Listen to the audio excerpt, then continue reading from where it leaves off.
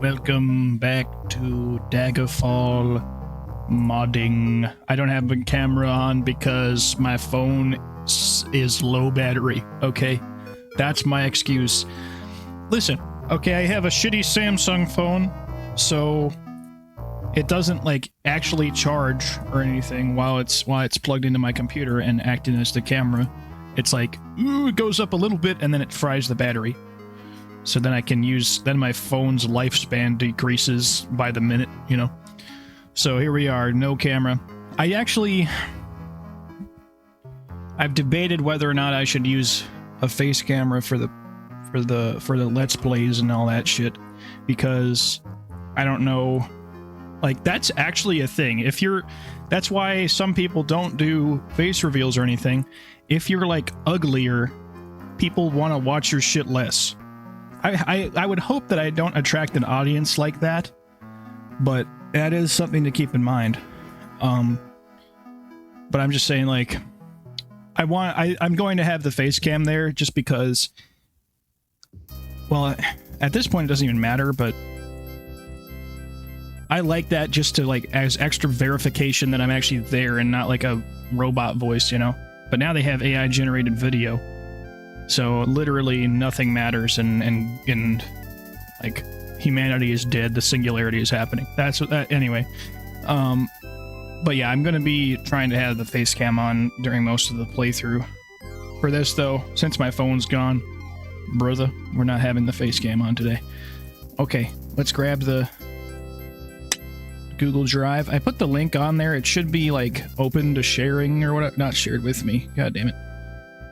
This better not have any NSFW shit on here.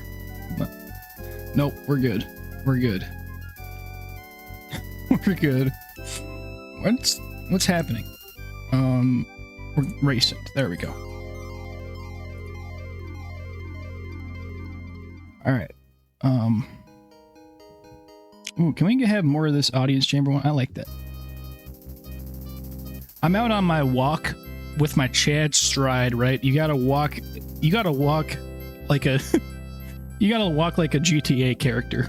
That you gotta like you gotta go a brisk pace, and you have to look like you're a menacing. No, you don't have to look menacing, but not. I only straighten my head if I'm like my neck is tightened or whatever. But you know, you have your head slightly tilted forward, but walk powerfully, you know, and I'm just walking like that, and this soundtrack is what I'm listening to while I'm walking, and it just makes me feel so powerful. You feel me? I feel like a fantasy adventurer walking, and ideas are swimming through my head on how I would make the next Elder Scrolls game, Elder Scrolls 6, Hammerfell or whatever, you know, and it's like, man, that would be awesome, you know. I would like fantasizing about what games could be like is arguably a waste of time, but I think it helps, you know, with creativity and stuff. It's better to actually spend your time trying to make whatever game you want, but I haven't ever tried to make a game. I probably could get into that if I really felt like it, but I don't really care that much, actually. I don't know. I was just kind of talking to myself about that. Like, should I get into making any kind of art? Like, anybody can fucking pick up Unity and try and make a game. I don't know. Because, like, there's the Deltarune thing just came out, and isn't that made by one guy? Or am I stupid? Like, I'm pretty sure this, like, dude is like the guy that developed Undertale, which is one of the most famous video games or famous indie games ever. And it was just some guy, you know. So gaming is probably the best thing to get into making, as far as like, I don't know, just ease of act. Because like if I try to get into like making movies, you know how expensive it is to make movies. Like I told myself, gaming, if you want to make games, there's a much lower floor cost. Because you could literally, I'm pretty sure Unity is free, and you can just straight up learn to make games and code in Unity. And that's free. I guess all you need is a computer and shit. But, and then like movies. I guess you can make movies shot on iPhone, I guess, but I don't know. If you really want to make a good movie, you need a little bit of money. Not like Marvel money or anything, but it has a bit of a higher floor as far as like it takes a lot of time and oh geez. Anyway. Where are we at? I installed the user interface mods. Now for graphics. Ooh, should I do that right now? Or should I... I'll get the graphics going first, I think. Because this is just the, like, visuals overall of the game. Whereas the places, world, and characters, this is, like, beautiful cities and all that shit.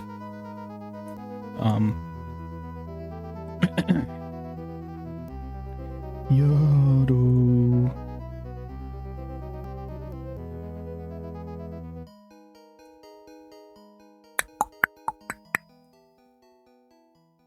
What's going on? I think this shouldn't have any trouble just extracting right away. So I have a few graphics mods here. Not all of these are mandatory. I would say, yeah, just get whatever is your personal preference. I want to see what this Daggerfall OST on OPL 3 does. That'll be like, if I try it, do I like it? And I'll keep it, you know, if I like it. Anyway. Let's check out the load order first. That's what the mission of this video is to continue setting up the load order. This can go up here, probably. Preserve last spell. Okay, why did all this get fucked up? In the uninstalled mods. Yeah. Yes, remove them, please. Okay. I don't know. I can monkey with the actual load order later, because these are all fine. But I do want to have them set up to where everything that I want to load last does. And I don't think there should be any compatibility issues as far as that goes.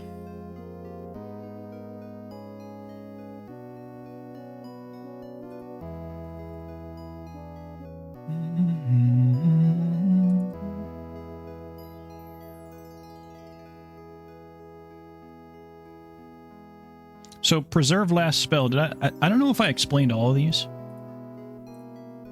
I'm not sure. I didn't even realize this was a thing because I didn't really use magic that much. But yeah, whenever you reload a save or something,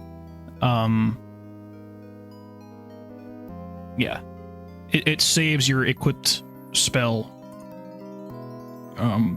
when you load, which is it just makes sense. Yeah.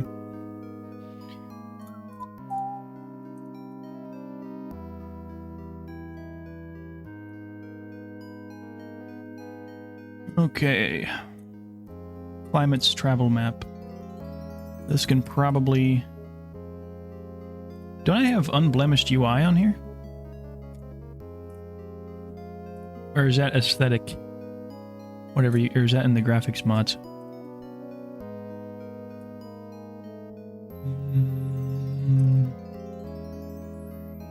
Oh, textures. Okay. So that doesn't have a mod file. Should pay attention to that. Yeah, everything's good here. Dex won't be installed, or Daggerfall Enemy Expanded is in this category. Anyway. Let's go. Streaming assets, graphics, visuals, and sound. Copy.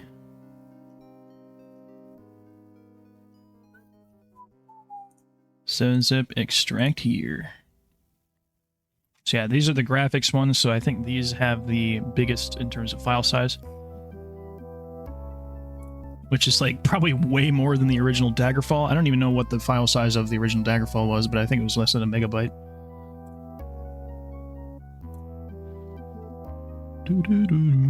Which is kind of wild to me, but that's just how it is.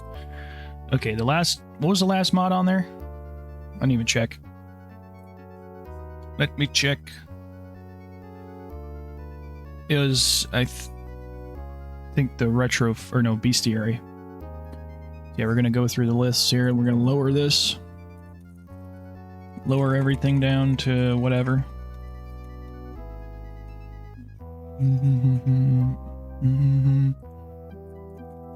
We're gonna have to probably monkey with the load order more with these graphics ones.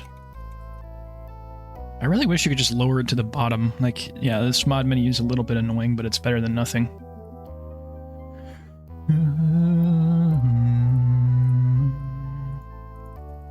On OPL 3, I want to try that, man. We'll worry about that a little bit later.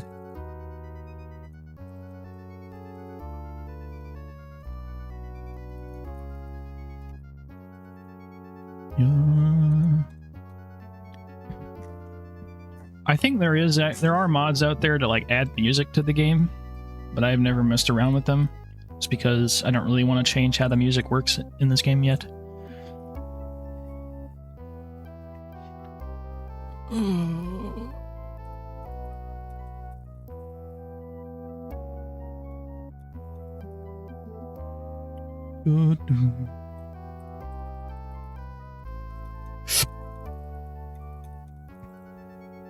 $58. Yeah, I wish it wouldn't like automatically sort alphabetically. It's a little awkward, but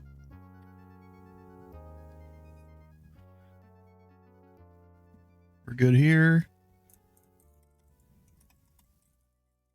Helmet material fixes. That is weird. That like a Daedric helmet, there are certain helmets that didn't actually have their material color. So I was thinking about, oh, should I explain them now? No, I'll worry about explaining them later. Yeah.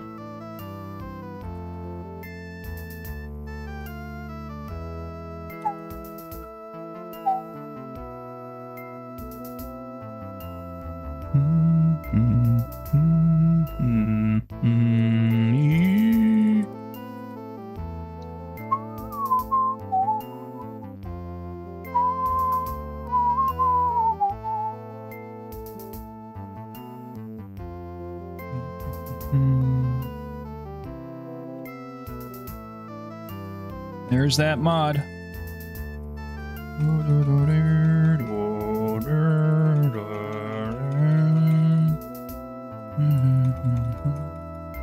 Alright, I think that's all of them.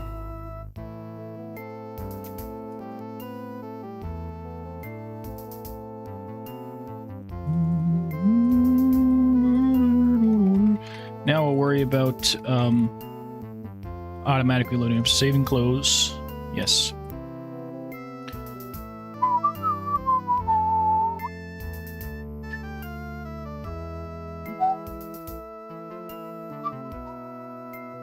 I don't know how this works.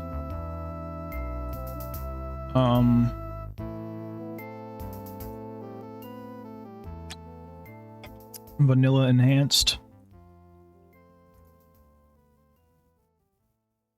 No nudity. Why would you not want nudity? Dang it. Although yeah, that is something that I probably could. There are a few mods that, or there is the no, I guess yeah, it said there. Settings, force nudity, no nudity sprites.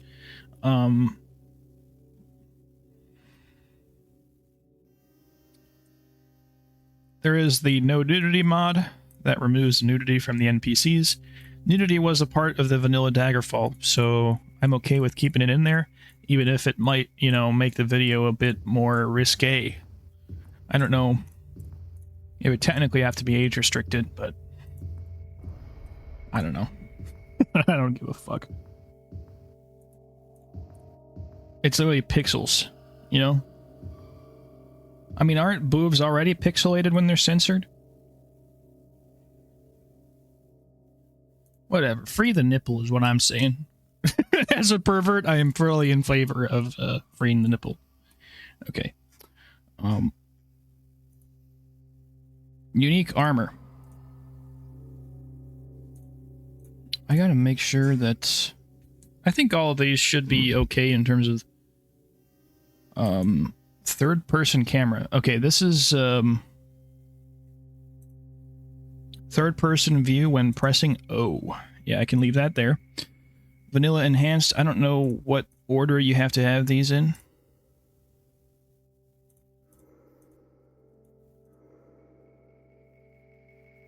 Prevent snow from appearing in swamp and jungle climates. Sure. I don't know. I might remove that, actually.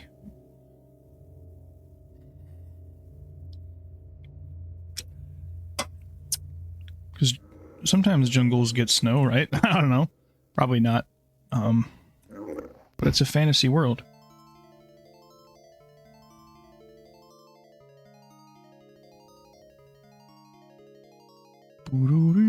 I think I might remove that, yeah.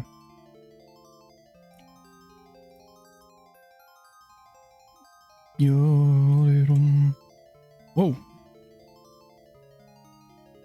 Did I just remove HUD being okay, we're good. Mods.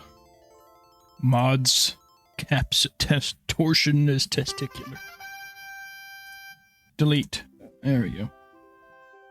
Yaddy. Okay. Vanilla enhanced. What? Where's vanilla enhanced?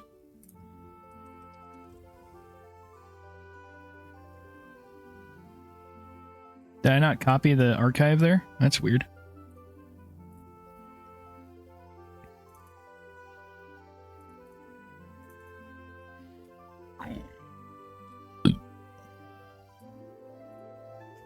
Did I not get copied over? Okay.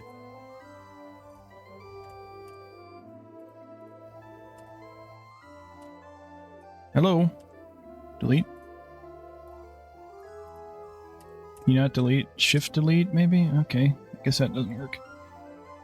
Dang it. Okay. Save and close.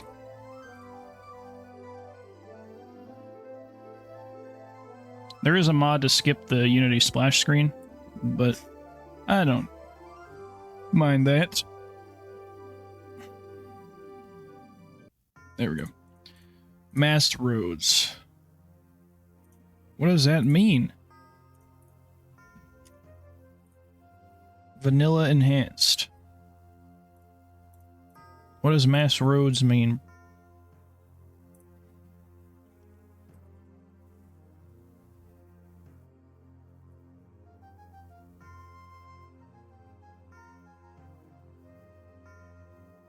Well, either way, it's going to be in the 640 or in the not in 640. I'm going to use a 320.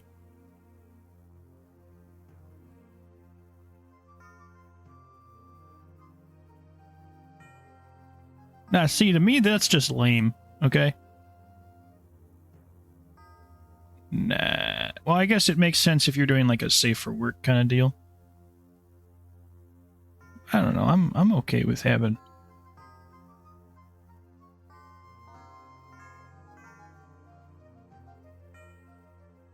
It's like they're nymphs. They're supposed to be naked. Dang it. This is what the left took from us. I'm just kidding. Villains and monsters. Missed. So where's the vanilla enhanced base?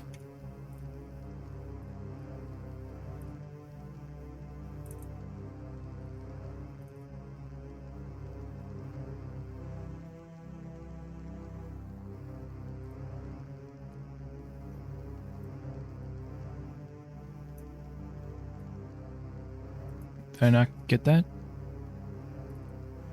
Yeah.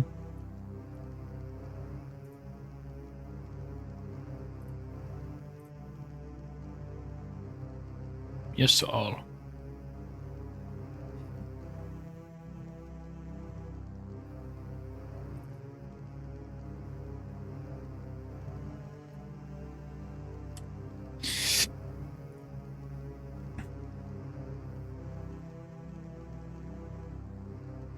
I'll get rid of the snowless swamps because well, whatever.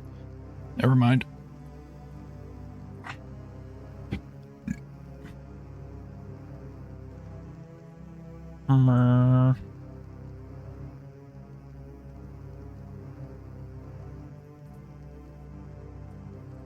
Oh, does that need to like load over something, maybe?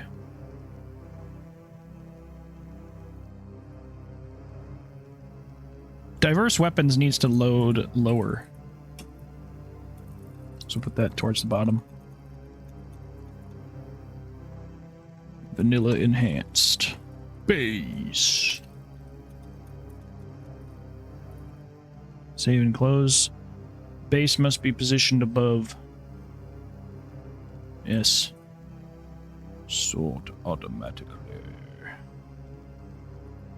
We can diverse weapons can go at the bottom because I've kind of had issues with that mod not really working unless it's at the bottom. So yeah, we can have vanilla enhanced at the top. Then aquatic sprites, fine. Bloodfall and dagger blood. Okay, we'll save those for later. I'm gonna put this OST on OPL3 probably towards the bottom as well.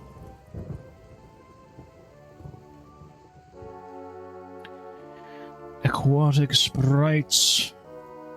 That's good. First person lighting. Can do that towards the top then. No more LED lights, we can increase that one. Bazoinga. So are these compatible? First person lighting and no more. I'll probably lower that then. Yeah. No more LED lights. Awesome mod. Makes the lighting more yellow.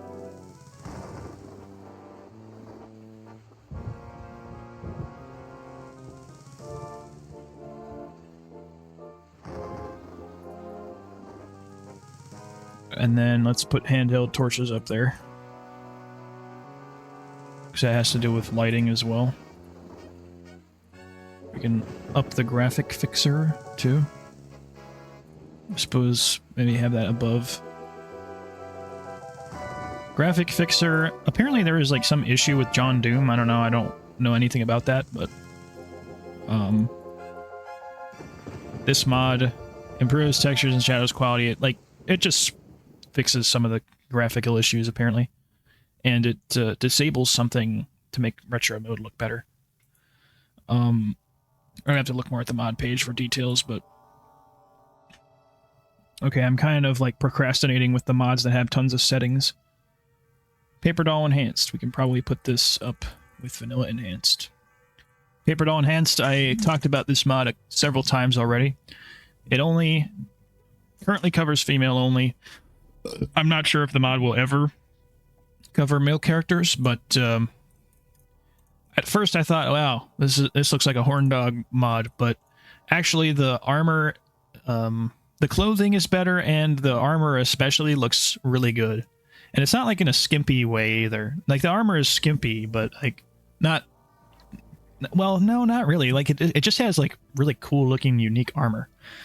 And that's kind of a continuation of this other mod, Unique Armor, which ironically, despite being called Unique Armor, only has one armor set. I think it was originally planned, yeah, to do more of the armor textures. It only replaces Dwarven armor. So, arguably, you don't necessarily need this mod if you're not going to use Dwarven armor, but hey, if you're planning on like a cool plate armor like sorcerer character that's like into dwarves or Dwemer stuff, that's the mod for you, baby. Alright, we'll do helmet material fixes then, too. This fixes the shown material for 2 helmet types. So yeah, there were certain helmets that didn't properly show the material, which is weird.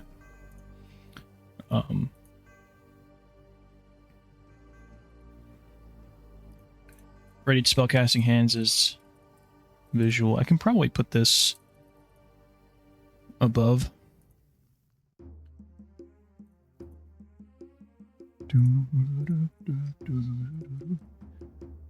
Parallax dungeon doors. Bigger doors. Interesting. If possible. How does that work? I kind of like that idea, making the dungeon doors bigger. You just make them 50% bigger. How does that even look? I kind of want to see that, making the dungeon doors huge. That would be kind of interesting. Replaces dungeon doors with emissive parallax scrolling variants matching the dungeon theme, palace or dungeon. So yeah, it'll make the dungeon doors a bit more obvious, I guess, and cooler looking. I kind of want to try that out. Okay. Bloodfall. Real grass. So I also got pixelated grass. Should be just in the textures folder, but real grass, amazing mod. I can't believe I didn't get this sooner. I guess the reason why is because it probably has issues with your with your rig. This, yeah, I made a note for my spreadsheet that I run a fairly high-end PC with Windows, so Modlist reflects that as well. Mods like Beautiful Cities, World of Daggerfall, Travel Options, Real Grass, etc. may have a major effect on performance. So yeah, this mod list. My mod list is intended more so for higher-end machines. That's pretty cool about Daggerfall Unity is that it runs on various machines, but it can, if you push it to the limit as far as mods and performance goes, it can be pretty intense. So, watch out. I think I'm just going to, mixed? What does this mean? Let me look at the Real Grass mod page then. Wherever it is. Let me check. Gox. Oh, great. What does mixed mean?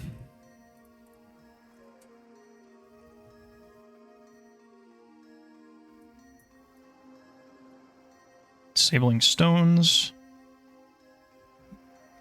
Oh.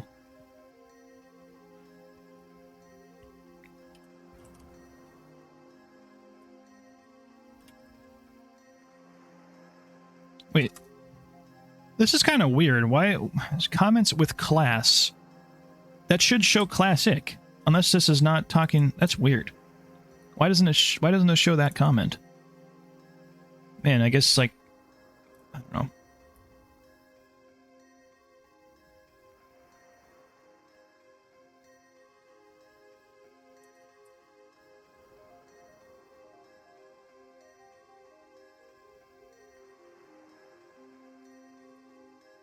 Real grass is amazing.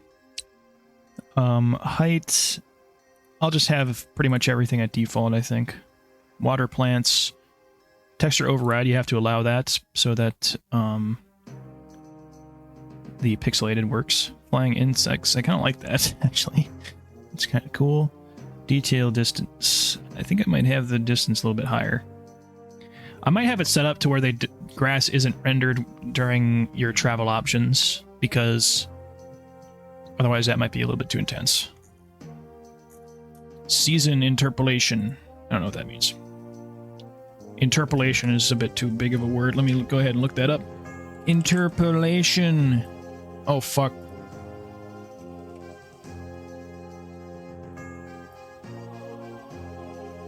Oh, like, oh, I get what that means. Like in between the seasonal colors. See, I just did something that, like, your average fucking Zoomer cannot even do anymore. Synthesis. Being able to actually understand things without having to use AI to tell them what it means. Or explain it to them. If I would have had my camera on, you would have seen the expression of sincerity and figuring out what something means. Yes, it means making a middle point between these colors. That's awesome, yeah. Because that means you'll see a gradient over time. Although, I kind of like it being more fitting with that season, so maybe I'll turn that off. But yeah, that means it'll interpolate the color between those two, between those seasons. Which is awesome. We'll leave this over here. Oh, shit. Noise. Okay, I don't know what noise means. I should learn what, like, pitch and yaw and all that shit means. Because that's used in... That was... Well, I've only seen that in one mod. It was in that amazing mod for The Witcher 3 that allows you to, like, customize where Geralt's swords are. Yeah, got 2 swords, but he's got an extra prick in his trousers, too. Alright. I could go on a rant about The Witcher 4, but I think it might be the... Fuck it, okay? Witcher 4. Okay, is it really relevant? I don't know. Should I talk about it now or talk about it in its own video? Will people care? Are people even listening? Probably not. Doesn't really matter. I saw that one video. I think I just saw the cinematic trailer for Witcher 3. I was kind of surprised that they actually had like a gameplay thing. But since it says release date unknown, it's probably not going to come out for at least another few years, maybe 5. But yeah, instead of it being like 10 years or whatever, like it was, but or 7 years, I think, in between the teaser for Cyberpunk and its release, it'll probably be a little bit shorter. But I had this amazing idea for, maybe I said this before, I don't even know. But it's not even amazing. It's just something that I like came up with when I was like ranting to myself about this. People complain, say, "Oh, Witcher 3 or Witcher 4 is woke. You know, they made Ciri ugly," which people are saying that are fucking actually like subhuman level IQ, man. Like, anyway, I don't care that it's a woman. I do care that they've basically like they've disempowered Ciri by making her like less powerful and basically a female clone of Geralt. Like, they just went the easiest, most marketable possible route. Like, here, let me just come up with a Witcher game that takes place in the Witcher universe starring a woman. Okay? Okay. It takes place in Ophir. First off. I know that this new one takes place in Kovir, which I think I didn't really tell. I thought they were in Skellige or something in that trailer. But anyway, we need to set a Witcher game. It needs to be a completely new thing. I get that a game developer would probably never ever do something like this because games need to make money, okay? And when people see this, they're probably going to be like, "What? This is a Witcher game? This is a ton of crap." You know, but no. Hear me out. It's going to take place in Ophir. So it's going to be like in the middle of a fucking desert or something. I don't know what Ophir is like, but Ophir those are those guys that came in, that enchanter guy, and they look kind of Middle Eastern or something. And that were in The Witcher 3. And they basically have similar technology and magic to, like, the elves on that other planet that you went to. So, like, they're pretty advanced. Oh, maybe not that advanced, but they actually have, like, a big city. And they're, like, technologically more advanced than the Northern Realms, I think. But, like, it's Ophir. You're a noble woman, okay?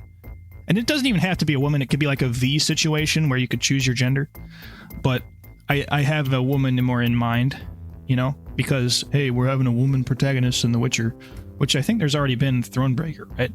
Anyway, but takes place in Ophir. You're a noble woman, okay? Maybe you have like some elven blood or some kind of magic in your blood, so you're trained in both, you know, fencing and magic, okay? And you get like maybe like an evil witch or somebody, you know, curses you somehow, and it like turns you into a weird mutant. Not quite a witcher, but somebody who's like obviously not a human, you know, somebody who's kind of outwardly maybe not ugly, but, you know, maybe she's got like crazy veins on her face, or like, nah, she just looks like a creature. Somebody who's still human shaped and humanoid, you know, but now she is the Witcher, basically, because she is shunned from her previous life. She still has her old abilities and now some new abilities from this mutant, you know, turning. And she either has to redeem herself and like get back into society and people trust her more, or she turns into the monster that people see her as. So like, bazinga, that's already an amazing game. Well, it's not amazing, okay, but it's just like, have a wacky original thing in the Witcher universe. You know, don't go literally like the most marketable, obvious choice ever. And I just like kind of rolled my eyes. I was just like, ugh. You know, they like went the boring route, in my opinion, you know? Anyway, I'm sure it'll be great, okay? I'm sure it'll be fucking great, because Witcher 3 whatever, yada yada yada. Amazing game. Everyone loves it. I think my most controversial gaming opinion might be that like Cyberpunk is overrated as fuck. That might be my most controversial opinion. But obviously Witcher 3 is great. I'm sure it'll be fine, okay? It'll come out and I won't play it until it's on sale or something, you know? I'm sure it'll be great. I'm sure it won't have a completely disastrous launch, and I'm sure they won't, you know, utilize immense fucking crushing crunch practices to get the game out on time, but we'll see, you know?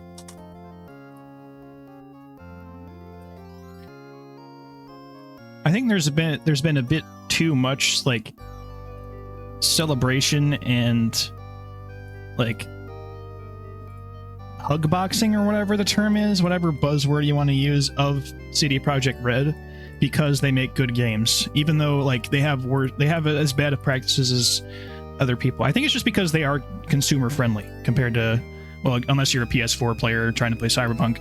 But, you know, they are largely consumer friendly. They don't like rape their customers' wallets like EA does or whatever.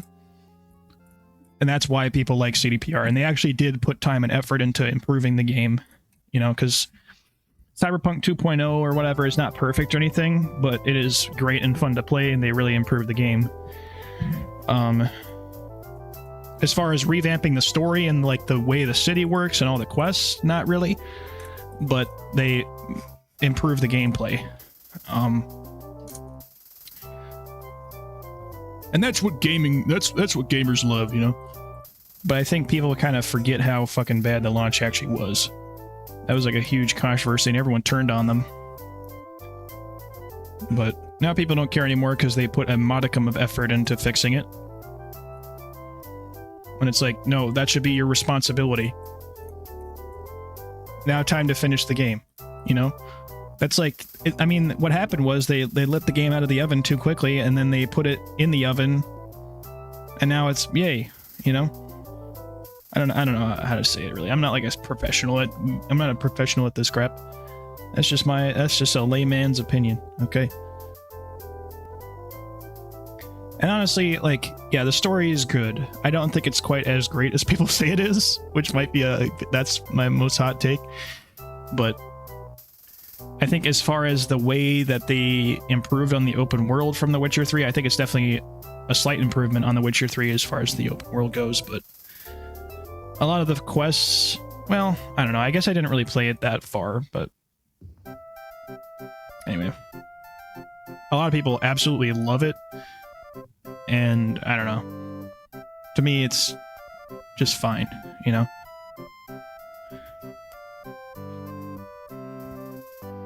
I do love The Witcher 3, though.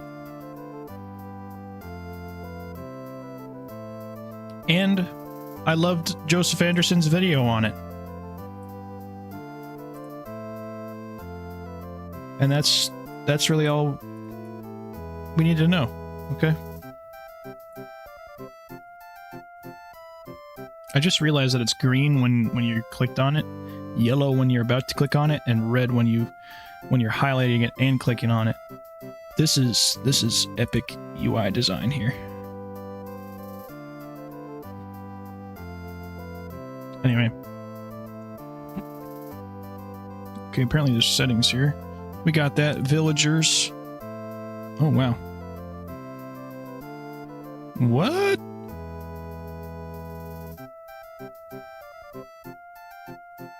Oh, this is cool. Can you actually, like, add more people? It doesn't really matter. You could probably... is this, like, the amount of people in towns, or what?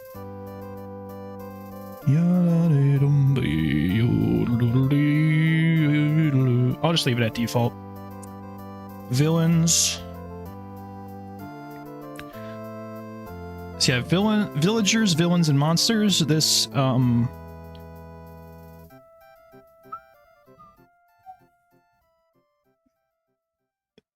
it adds, like, extra faces to NPCs. Base. Okay, we should probably increase that level, right?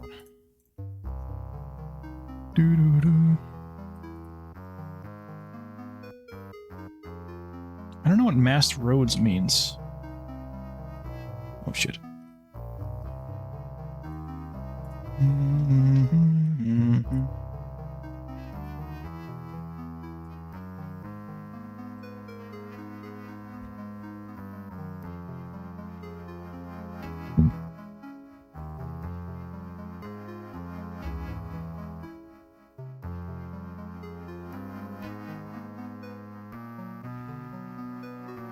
Mass roads texture.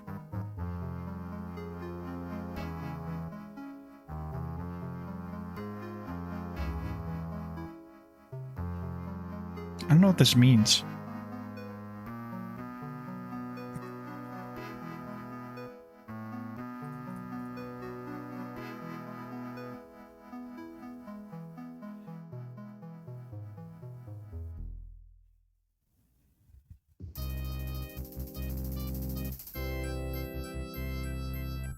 And vanilla enhanced base textures with masked roads. Okay, we can get rid of these. Because I don't. Yeah. Delete. Delete.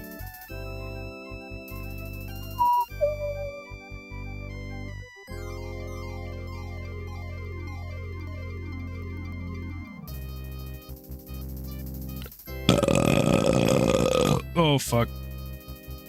Okay. Mouse looks smoothing. I think... Yeah, don't get that crap.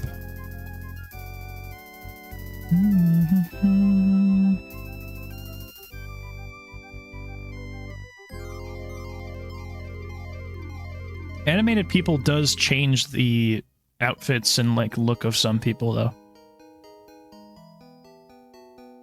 Yeah.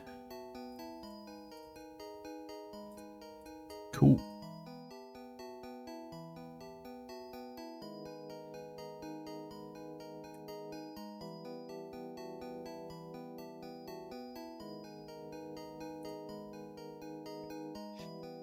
First person lighting.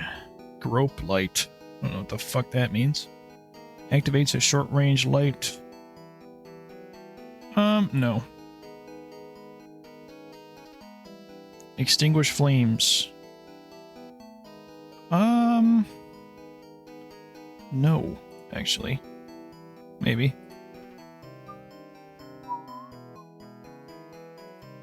We can leave that off, yeah. You got that figured out. Handheld torches. Yep, this is a Red Rory of the Glen mod, which means it has 3 pages at least of settings. Toggle light. Oh. You can just say H or something.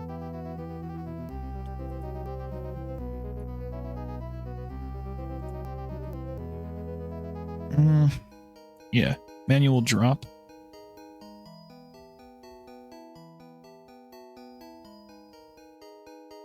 On stow. Behavior when forced to stow, unequip. Yep. Behavior when picking up a light source.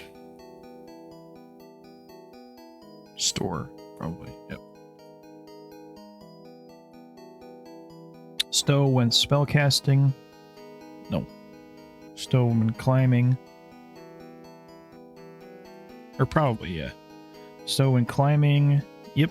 Stow when swimming.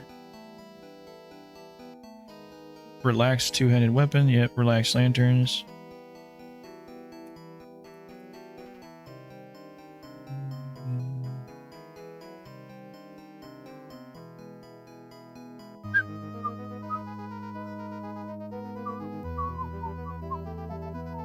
Throw torch. I suppose I or something. Yeah, I want to be careful because... Well, I suppose I can, like, rebind the hotkeys. We'll figure that out later.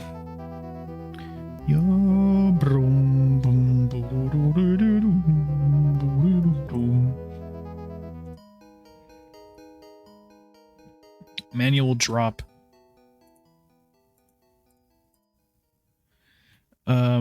You. I suppose I and then you. Throw a torch, that's quite interesting.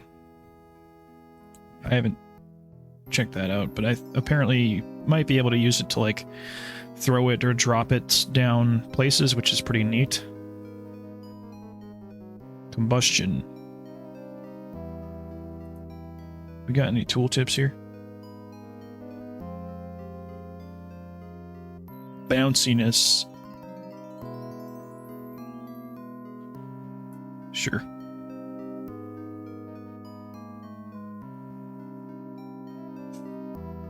Duration. I think we'll go 100 chance on there. I don't know what any of this means. Okay, whoops. Settings. Modules. Sprite. You gotta turn that on. Bob. I think it's kind of neat. Let's see. Inertia. Step. What does step mean? Rounds the values of the sprite's position, causing them to move in steps.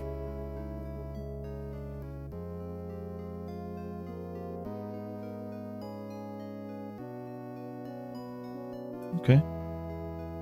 Texture scale factor. Forward. Okay, here we go.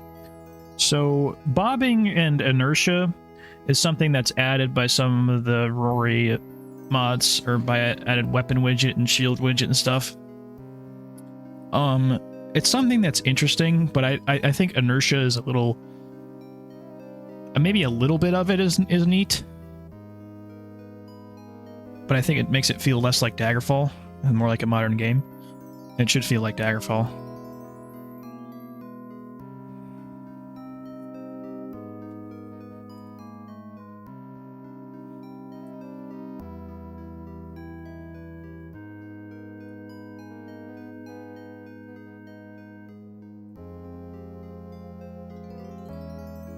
I'll have to look more at this probably later.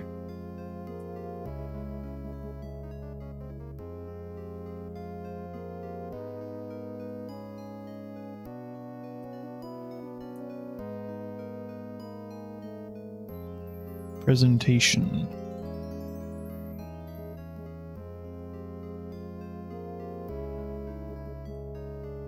Scale. Yeah, you want to up the scale. We can look at the specifics of this later. Yeah, we'll enable all the modules.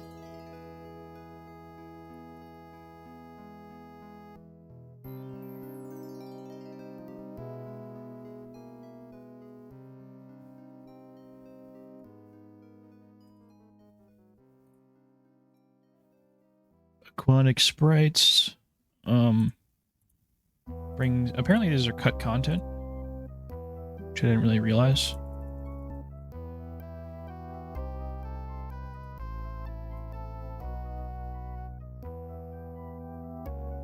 Bloodfall. Blood pools. Let's see. Always. Blood will always try to spawn when damage is taken. Disappear. Yeah. Probably. Well, maybe we can keep it. 'Cause yeah, that one video of the big battle or whatever, that was cool, seeing all like the blood everywhere. Magic effects. That's kind of neat. Dismemberment. Blood pools. Yeah. So does Dagger Blood load after that? This is where, yeah. Physical combat and armor overhaul might conflict here.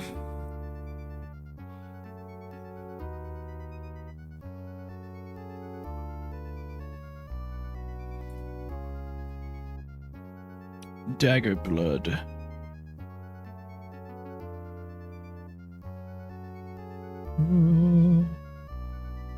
Blood drips from ceilings? What?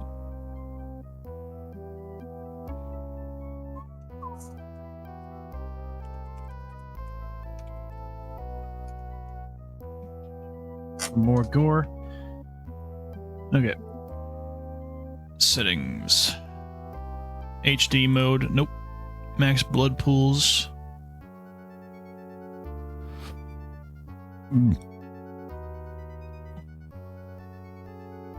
Yes. Allow jibs.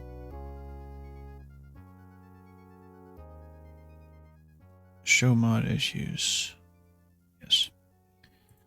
Bloodfall. Dramatic deaths. Minimum knockback scale. We can leave that at default. So yeah, Bloodfall, Dagger Blood, dramatic deaths add a bit more viscera to the game's combat. Dramatic deaths knocks people back. That should work pretty well with Dagger Blood as well.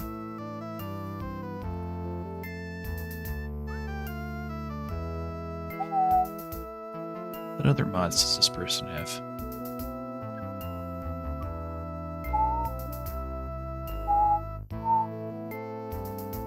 Check this out.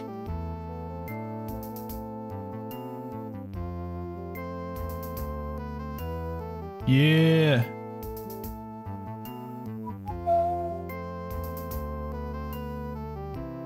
Cool.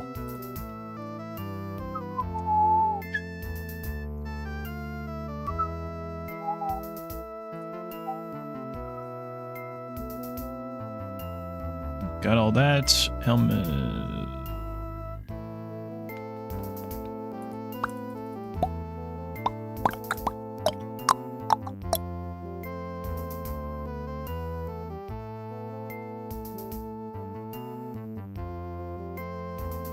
Maybe we can have that above here.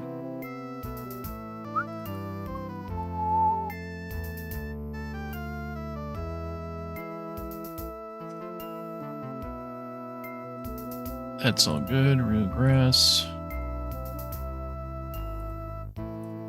I have not really checked this mod out yet, but if you look at the mod page... Oh my god. Makes the game look awesome.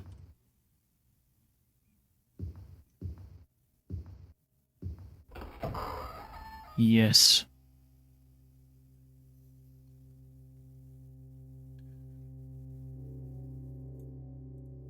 Okay, view distance, fog, smooth clipping. Alright, we might as well check a look at the mod page real quick.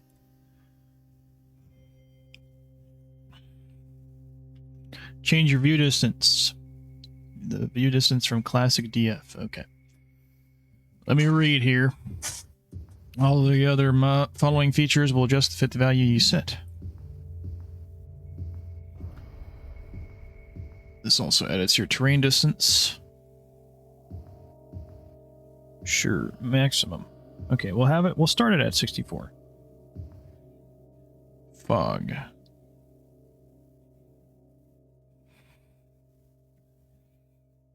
Exponential. Yeah, we'll go with linear.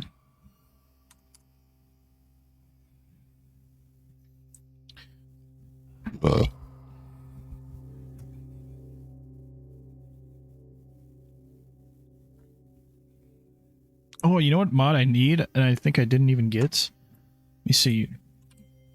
Location. Yeah, location-based effects. That's a huge mod. Or maybe not. Because, yeah, I had the effects set normally and they were...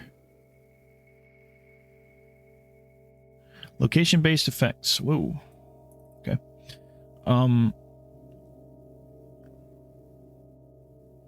It helps with making the game look better in certain conditions. It's like I want to have very intense bloom in like dungeons, you know, make torches look brighter and fires look brighter and stuff. And then outside of dungeons when it's like bright,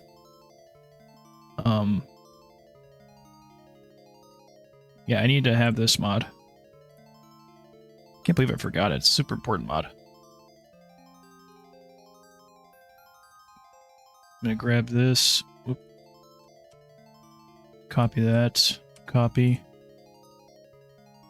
Probably put it, oh.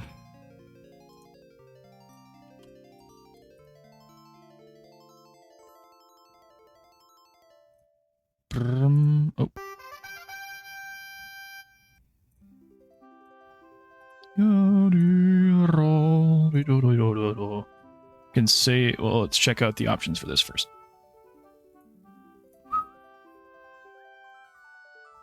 What's happening?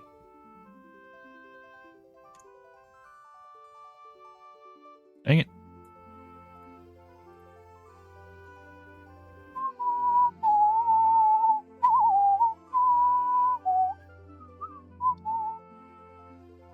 Improved ambient light. Yeah.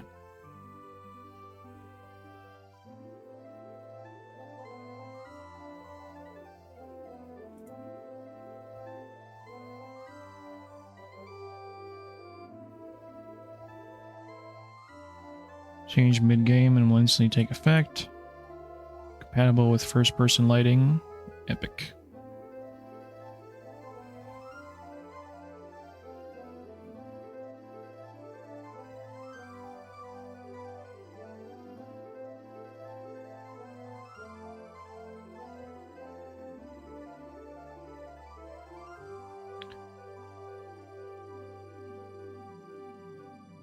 We can leave that for now.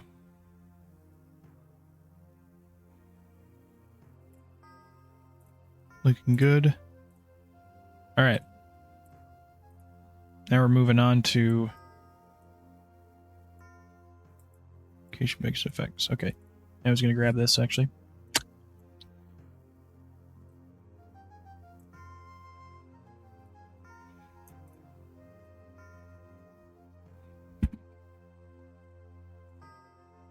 Perfect.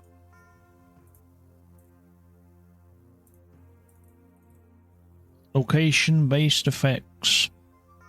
These just use the regular effects that come with Daggerfall Unity.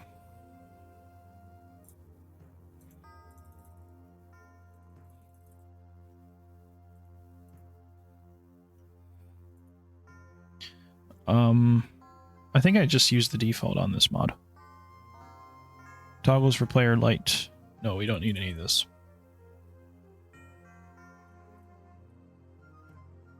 Okay.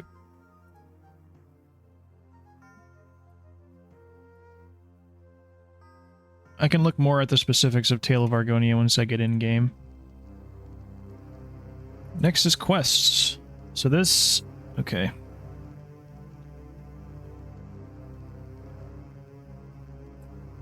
Might have this before.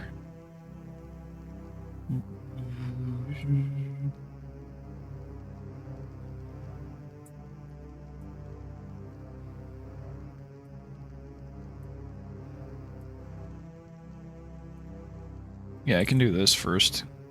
There's a lot of them in here. Oh shit. Whoops. Shouldn't have done that.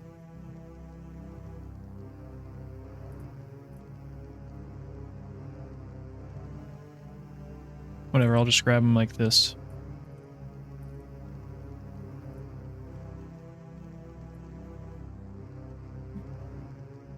There we go. 7-zip, extract here. That's also going to be a pretty big file.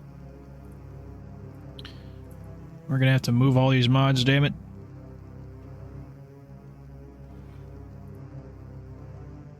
What was the last one? I think it was...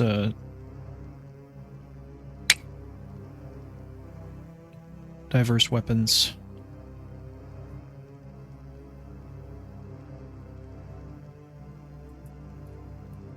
Ambient text. Wait, what's diverse weapons level? 74, so send them all down to 75. Okay.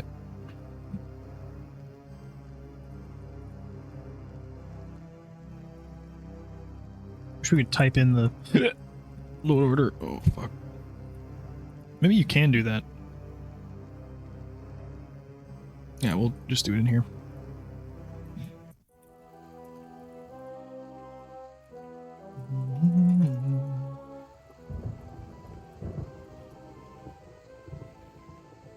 Better nude men. Yes. I think I have player nudity off.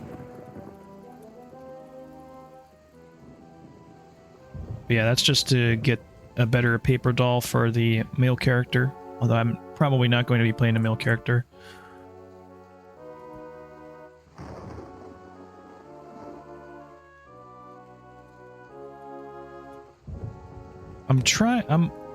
I might be forgetting to explain what the different mods do, but, you know, a lot of them are pretty simple based on their titles.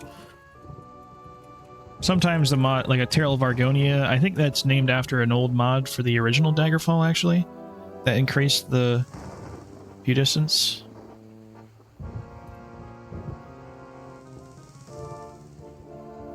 Beautiful villages.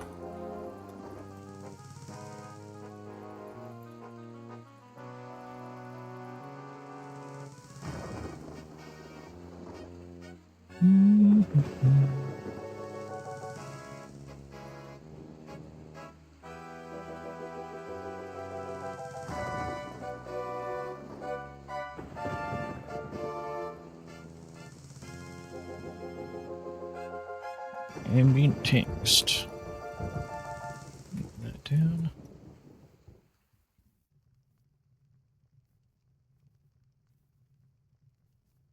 These are all good.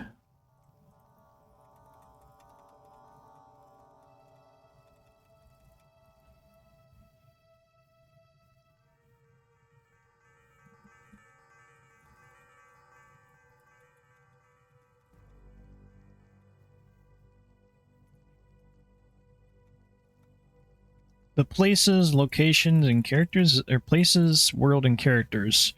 This category is for the locations in the game and to make the world feel more alive. Because the world of Daggerfall, it was not really actually filled with stuff. That's kind of what modern games brought to the table. Because, yeah, in this old 90s system, there wasn't really a lot of graphical fidelity, right? You had to kind of have things in your head, like, yeah, in palaces, they wouldn't be so boring. You know, they probably have items everywhere. But this one, these mods kind of add stuff like that.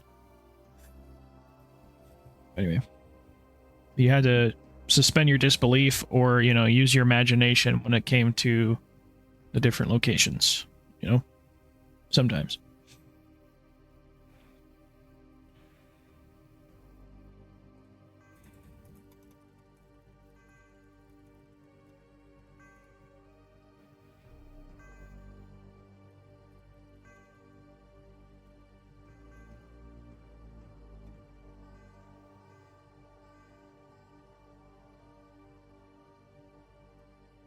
Right, yeah, this is also ones where I think I might have had compatibility issues. Or I want to test that.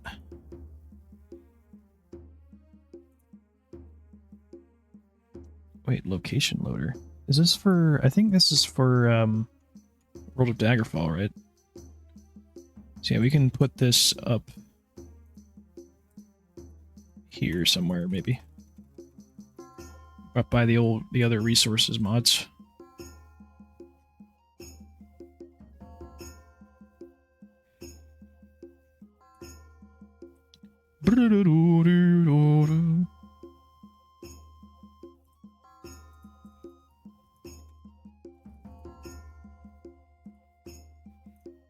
Regional NPCs. Huh.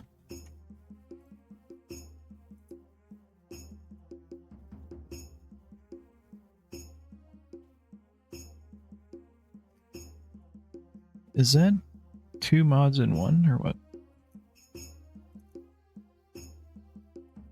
Oh, that's just a resources. Okay. I suppose, yeah, this can go up with resources then. Because, yeah, it's the actual flat replacements that work.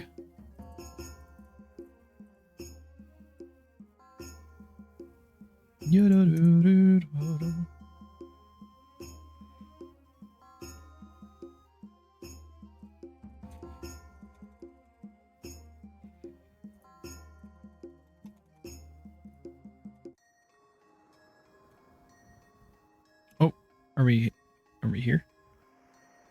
Okay, now we can save and let all Failed to retrieve immersive travel.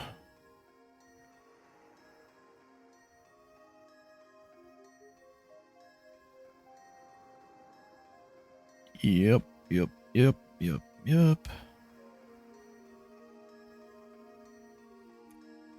Sort all that automatically.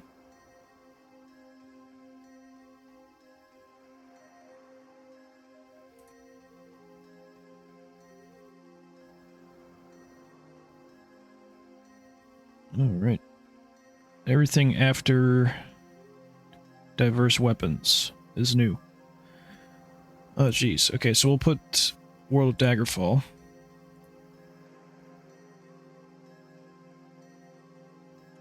Which should come with a few different mods, or I think it does anyway.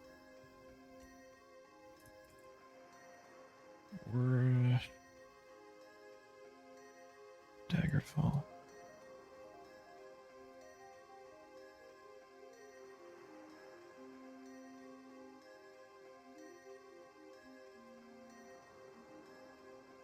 .df mod. I'm not seeing the actual...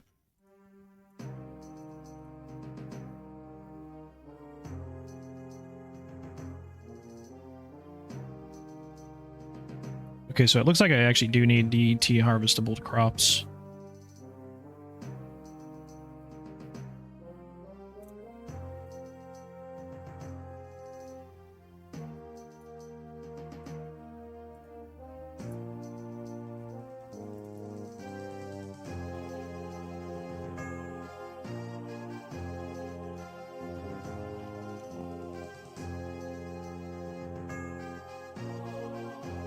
Why is that not displaying the... Unless I didn't see it. Oh, there we go.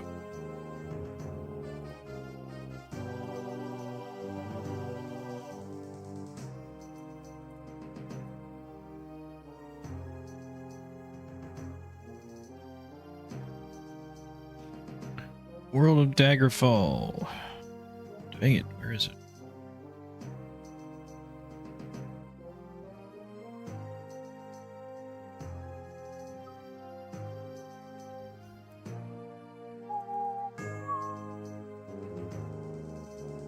Beautiful. Okay.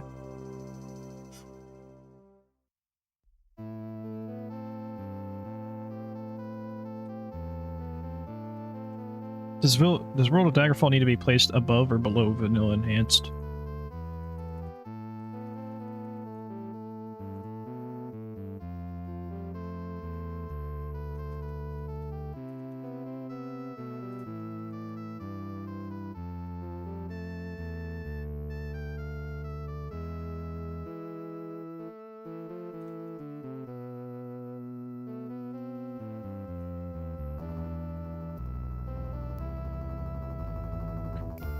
Okay, biomes. Alright, then I'll just put World of Daggerfall around that same area then.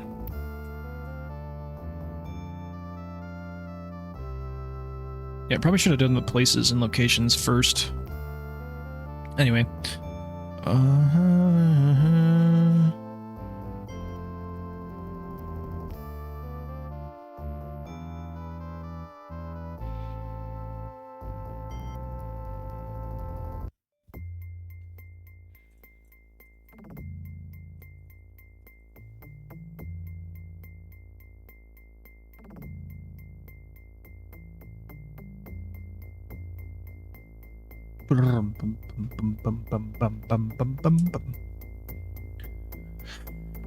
Hey. That's okay, we can sort them out.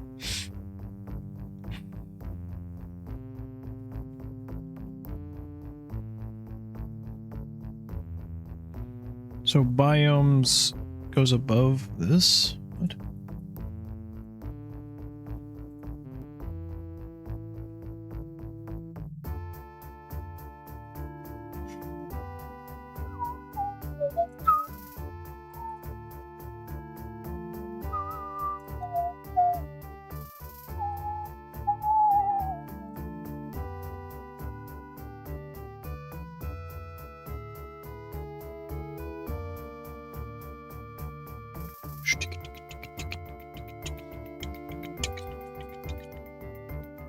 Okay.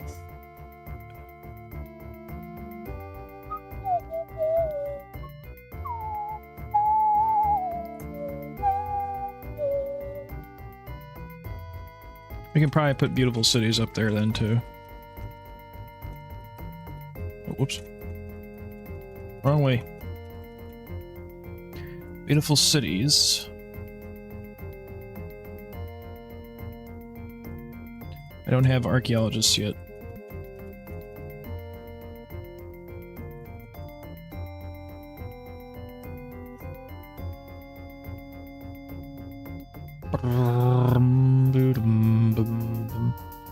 Okay.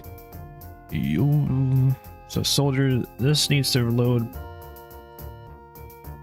windmills of Daggerfall. Okay, this is a little bit of a mess.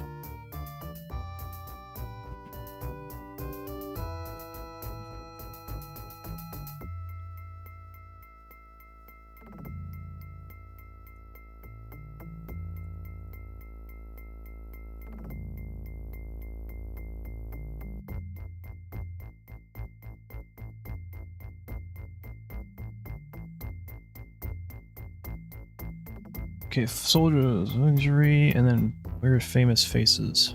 Move that to around the same area.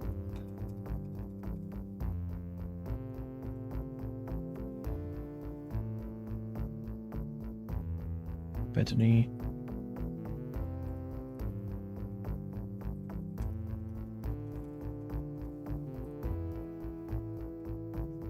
Cool.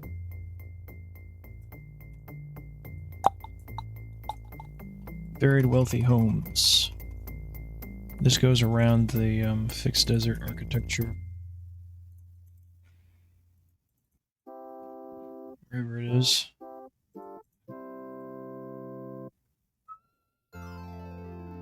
Must be positioned above. Okay.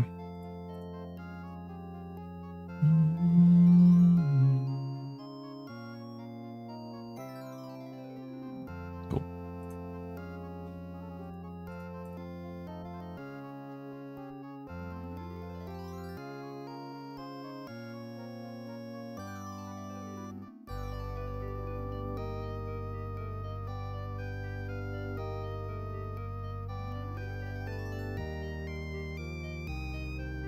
So vanilla enhanced, does this need to load after all that shit?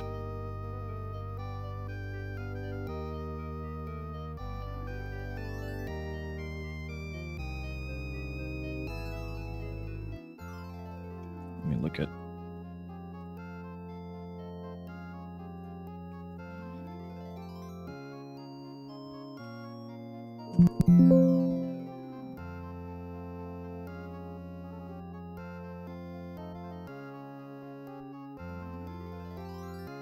World.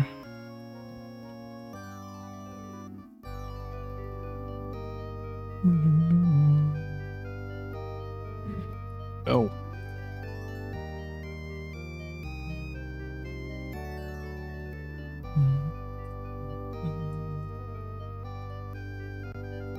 Leave that there.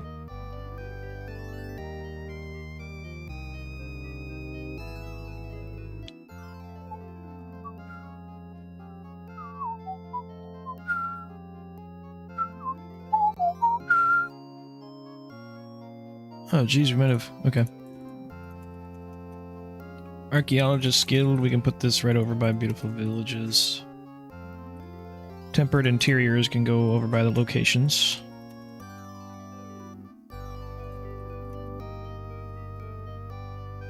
Cool.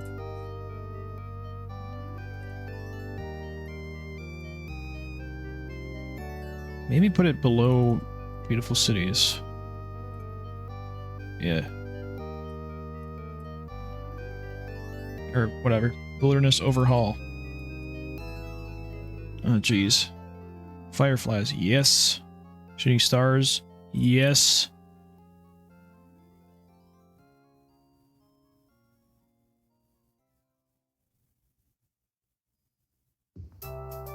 What? Sure. Wilderness overhaul. Put this around World of Daggerfall.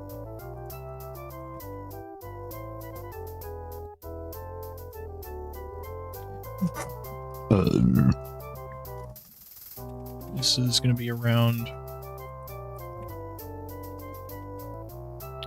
beautiful cities.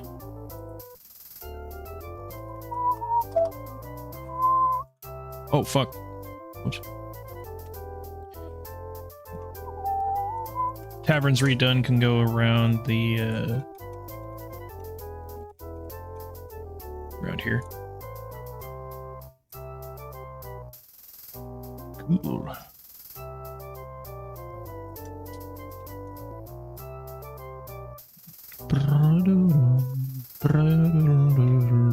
I'll get these things later. Lively cities. This goes around probably Bethany Restored or so.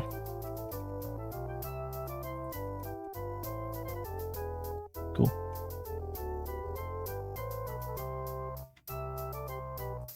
Maybe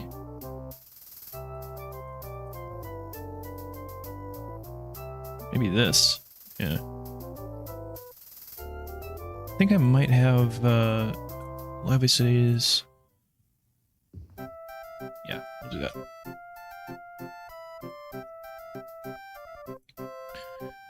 I'll put Better Nude Men around there. Unfortunately, yeah, the Paper Doll Enhanced comes with the awesome armor. Better Nude Men just changes the body.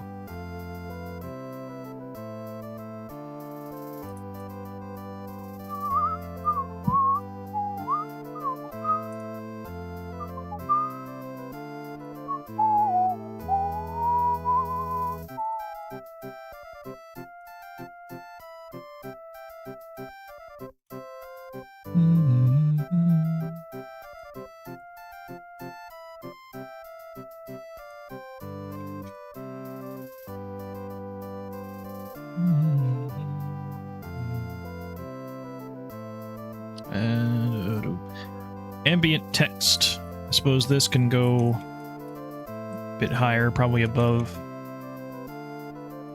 It doesn't really matter, all this shit, to be honest. If it doesn't have, just put it where you think it fits. I don't know. Ambient text, we can have that. Or probably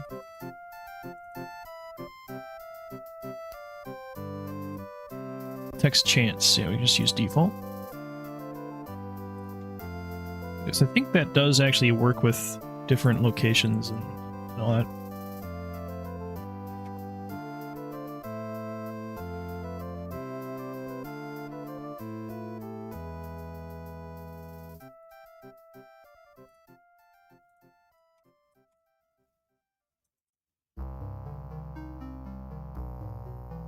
Just another layer of immersion, I guess.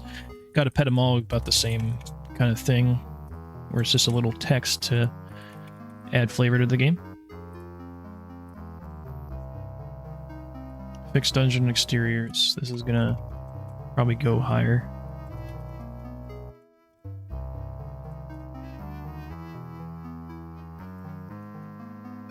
Yep.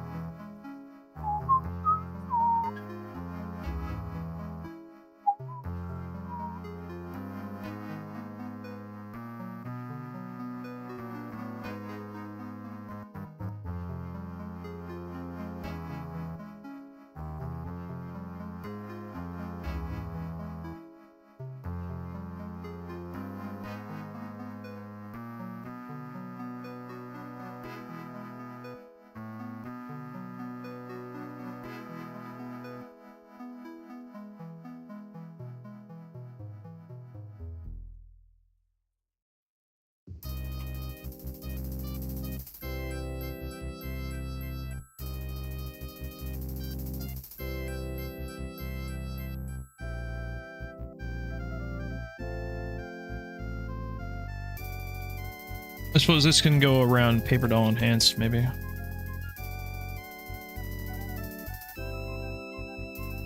Yeah, that would be a good place for it.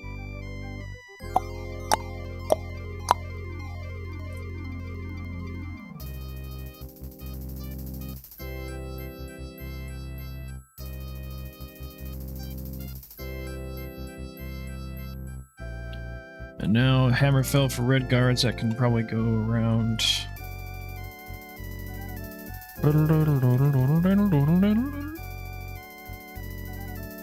Do I have the...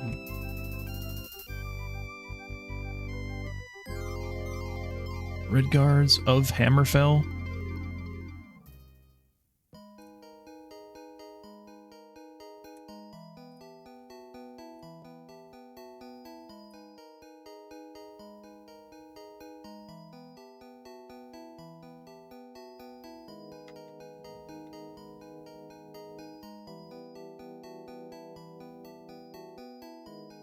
Oh, okay. Sync Division, Hammerfell for red guards. This can go with,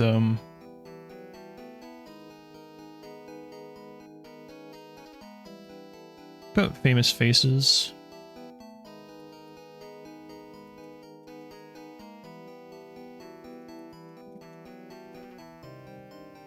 Replaces, this actually changes a couple of the NPCs to be more red guard. And then this adds red guards to the rest of Hammerfell.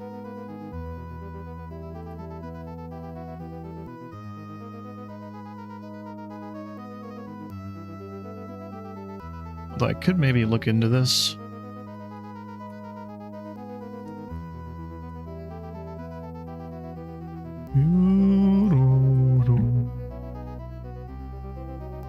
Didn't realize they weren't that way.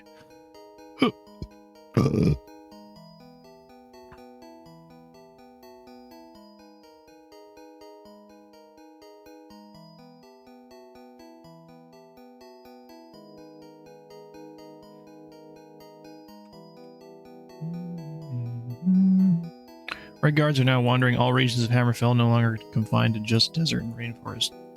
NPCs walking in towns and farms will now use the red guard sprites rather than the Breton and Nord sprites.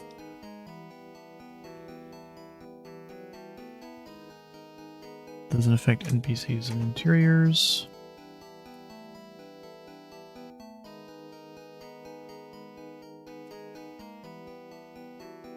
And then this versus red guards. Red guards of Hammerfell. This makes Queen Akaruthi eat red guard. Ooh.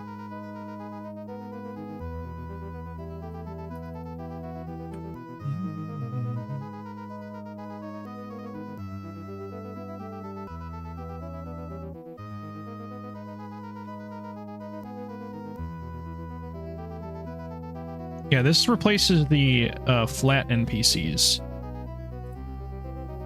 This is the moving NPCs around. Alright, cool.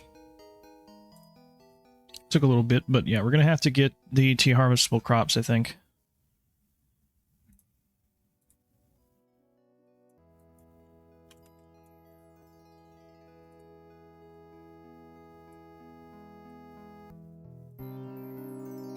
Which does require...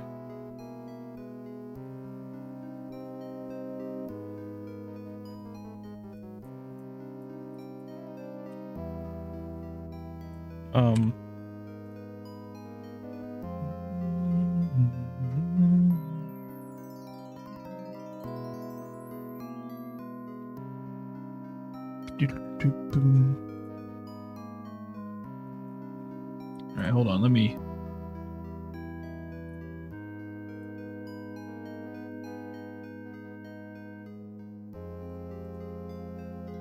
extract here.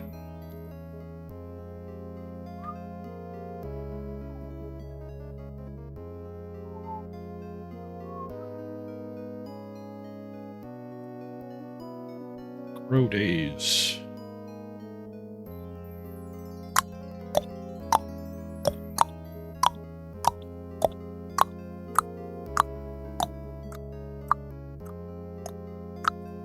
Affected by skill. What kind of skill do you need?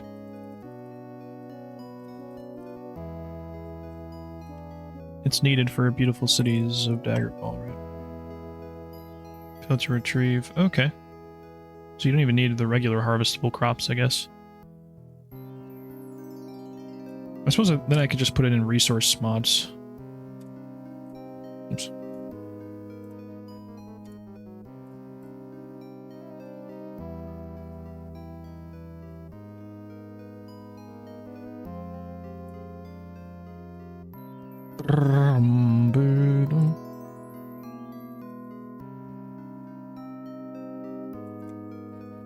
I'll put it up there with new paintings.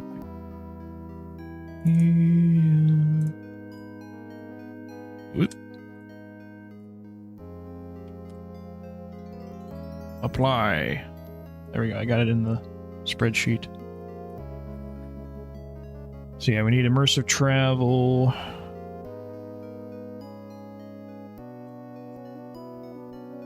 So apparently you don't even need archaeologists for these ones.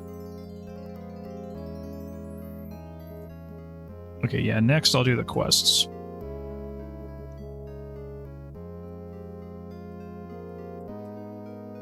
Hopefully I won't need the harvestable crops thing then. Oops.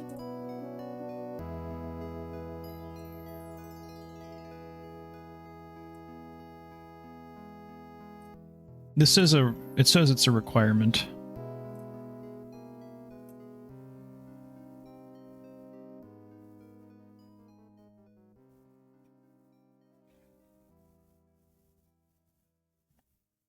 Fine, I'll get the regular harvestable crops then.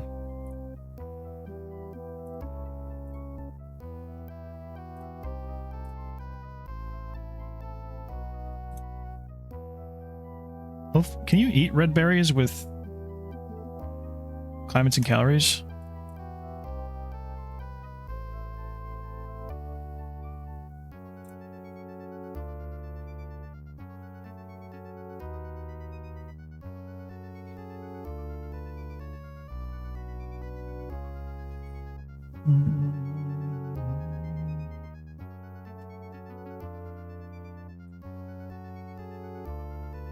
Fine, I'll put this in. Hey, this is an early mod.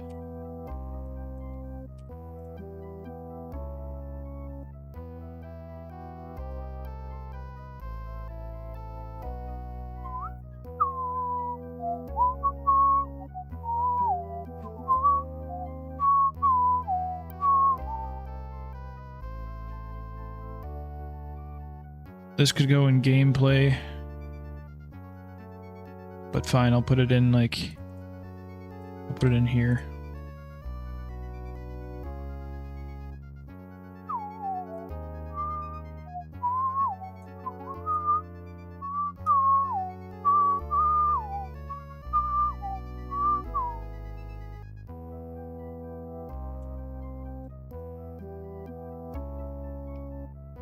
Okay. Now for quests. So yes, this set of mods is cool. I'm a little iffy on getting Red Lantern. I thought it was just kind of cool though. But yeah, that is a little racy, right? It's basically a prostitutes guild, but it also has some neat shit in there. I don't know if I want to spoil it, but the mod description says it. Anyways, you're it's like a spies guild, essentially. But your cover is a prostitute. It's a little bit horn doggy, but I don't know. I think it's kind of cool. I think it would be cool to have a character that's basically like a, you know, they're Red Lantern and then part of Bards and Balladeers, similar to a geisha. I don't know. I don't know if that's offensive or not, but you know, my cover is that I'm, you know, a bard and a, you know, a service lady, whatever. And then I like fucking kill you or whatever. That'd be cool. You know what I mean?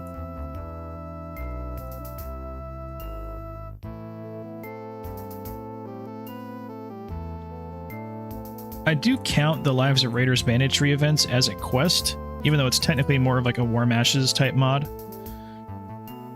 Because it does actually involve some decision making and role playing, and I think it does technically count as a quest.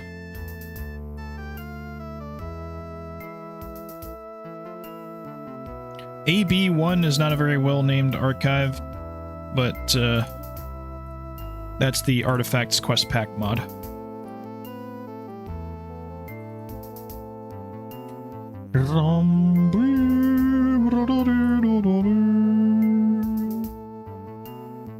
Okay. Archaeologists.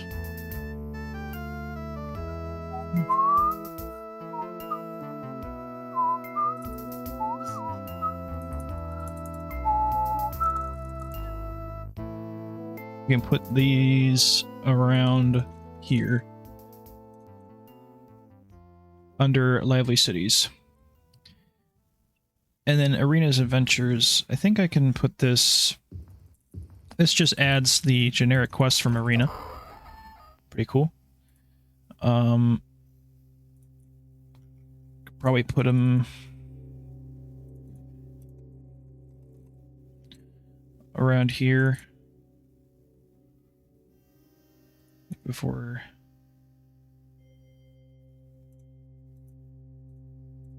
this.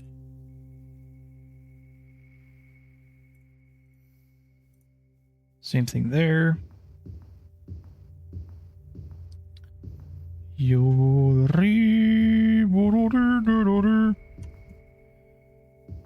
me make sure I'm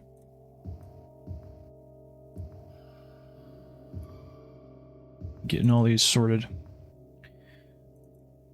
That's actually a quest pack. We got archaeologists. Bards. Can move that to wherever that is. Under archaeologists. So archaeologists is 59. 60. And then 61. I suppose both, this will have to load after both mods.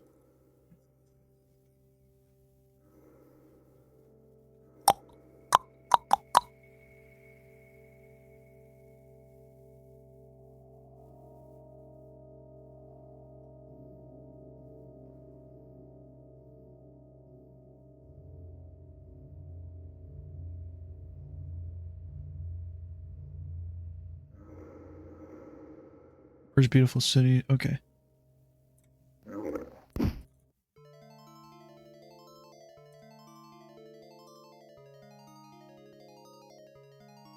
Good. Still don't have immersive travel. I think that's my gameplay section.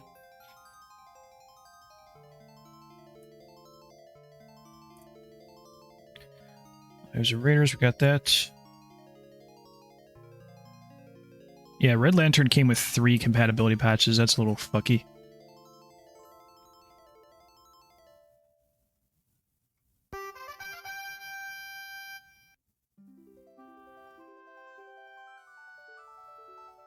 Now, where's the actual Red Lantern? I think it's called the Red Lantern Guild. Yep. So we can move this at around the same location. And I think I would be a little bit iffy on downloading it as well because I think it replaces certain taverns and might have issues with compatibility. Fixed desert architecture, that's what that stands for. Beautiful cities, and then lively cities.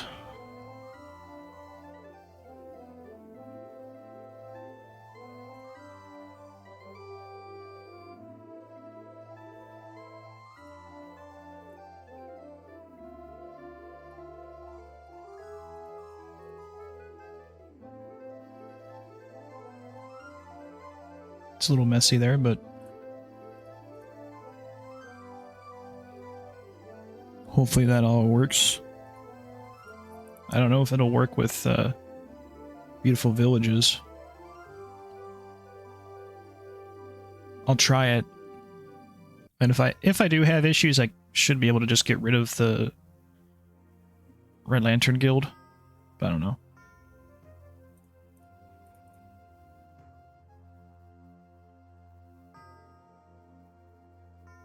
Red Lantern body houses are opening up all over the Iliac Bay, providing high-class prostitution to the masses with profitable behind-the-scenes sidelines and espionage and blackmail. So it's kind of like a Thieves Guild type thing.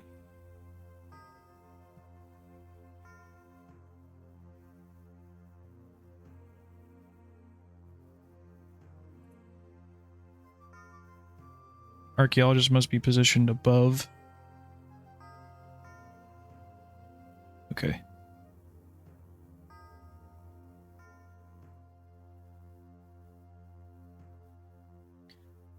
Archaeologist must be above mixed desert architecture.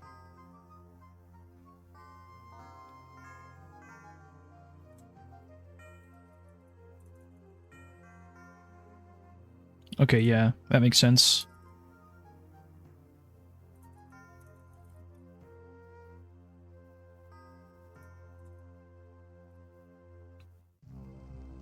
Just move this. Go to retrieve, yep. Okay. I'll worry about actually booting up the thing once I get all the gameplay and difficulties. Okay, so we're almost done.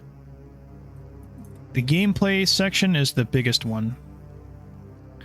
I have a lot of gameplay mods. In fact...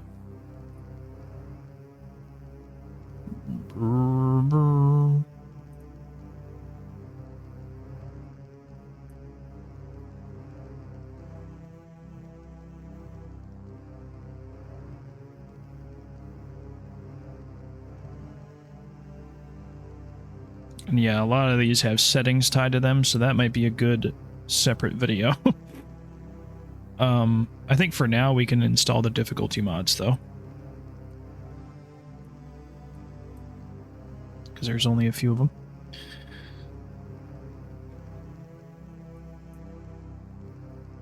Okay, hold on, let me open up the streaming assets folder.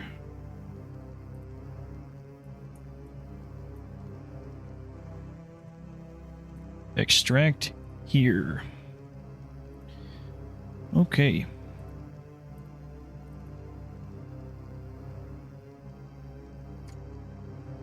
Make sure I have the thing open so I can tell.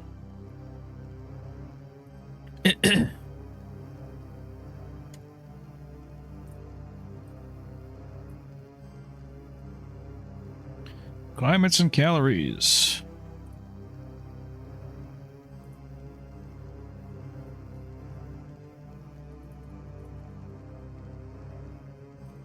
We're gonna probably put the gameplay mods lower on the, like below these. I just put them at the bottom.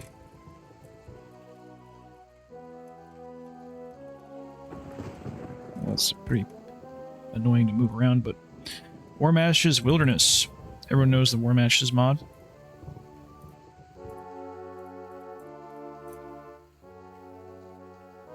Baby mode? What the hell? Okay. City quests. Unfortunately, Climates and Calories does not have any settings, which is disappointing. This is definitely a mod that needs that, but famous mod that adds lots of survival to the game. Survival mechanics.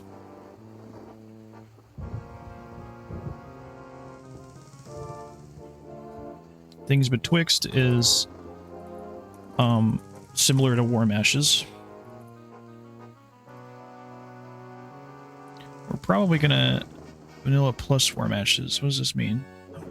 Does it add the Warm Ashes encounters?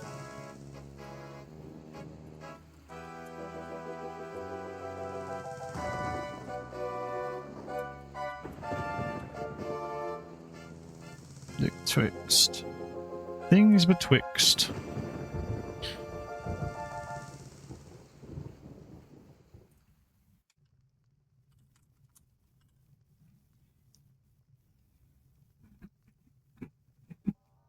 Compatible and more.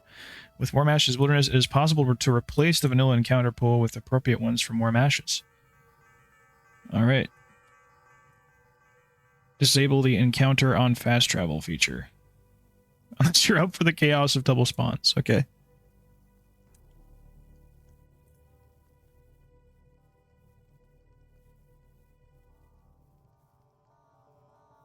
Cool. Let's actually... Yeah, so we'll go into the vanilla plus Warm Ashes.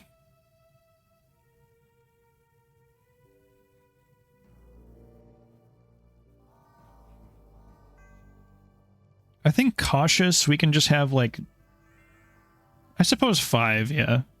Reckless encounter chance, we'll go 50-50 on that, yeah. Cautious surprise chance, okay, how does this work? Let me see.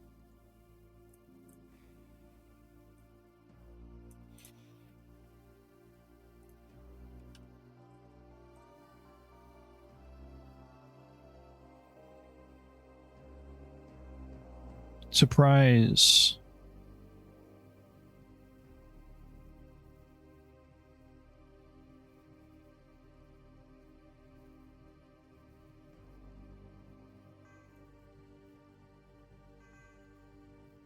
Oh, okay. Then the encounter's location, weather, time, and player's special advantages, sometimes luck, are taken into account.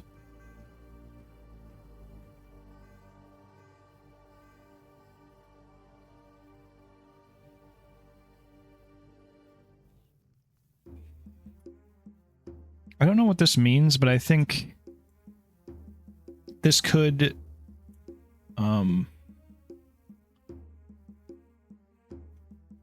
are several scenarios, so I haven't actually tried this mod before. I think it's pretty new, but it's from Red Rory. This only applies. We'll just read this. With this mod, performing fast travel is a random. So yeah, it's like Warm Ashes, except for it works for normal fast travel, which is kind of cool. And it combines with Warm Ashes. Although, yeah, I think I read on this description that if you have them, like, if you have both at really high, it can be, like, extreme.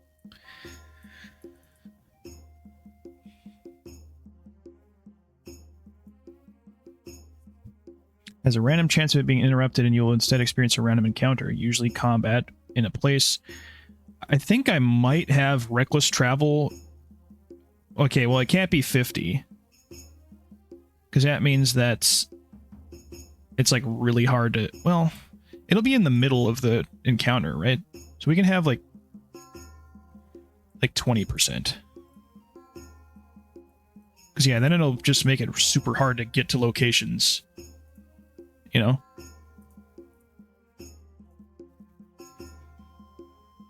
With reckless travel.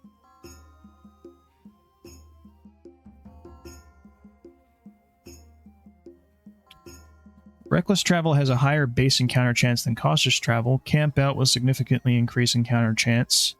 The player's luck can have a slight effect on encounter chance if it is better or worse than average. Once encounter chance is determined... Just drag this over here. Can I disable this Windows horseshit?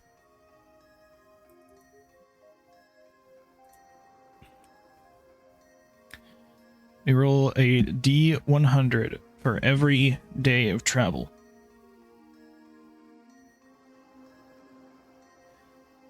Until either the number of rolls equals the number of days. Okay.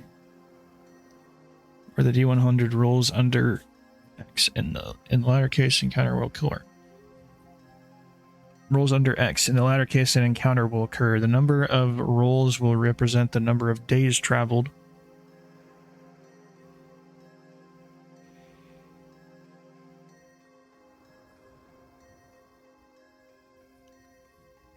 Okay.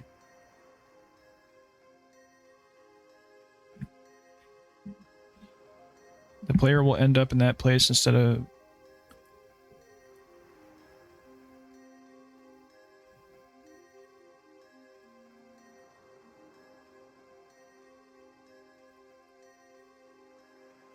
Okay.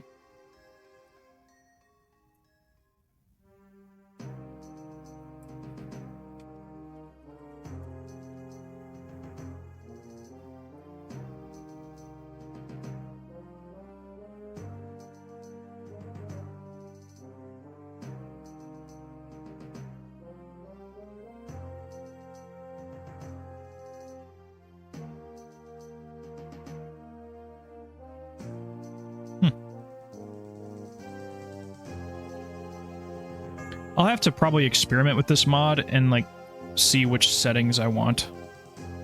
It's like ideally reckless travel, that would be the way of traveling to just get lots of encounters, but not like every time, you know?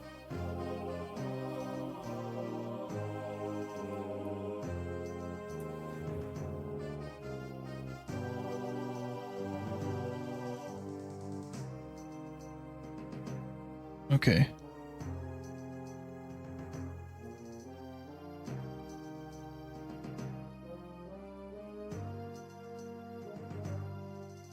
That the gold deducted from their account is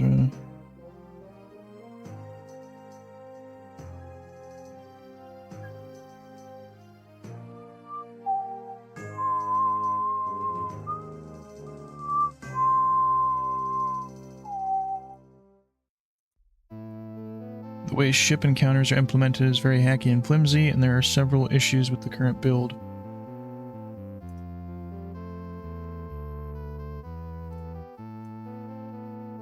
While in a ship encounter, do not select the ship option in the transport menu. This will dump you into whatever ocean tile the encounter actually took place in. You can just re-enter the ship via transport menu, but now you've just broken the illusion. Exiting the ship's hold despawns all the active enemies inside. This occurs... Okay. This occurs when the character... whether the character owns a ship or not.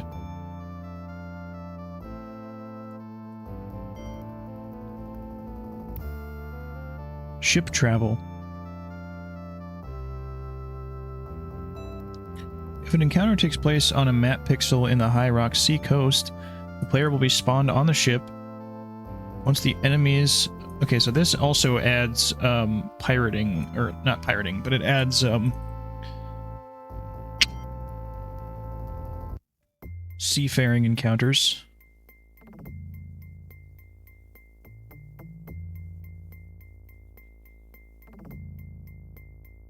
I might just use this instead of Warmash's Wilderness. I don't know. Although, yeah, Warmash's Wilderness really is meant to sync with World of Daggerfall.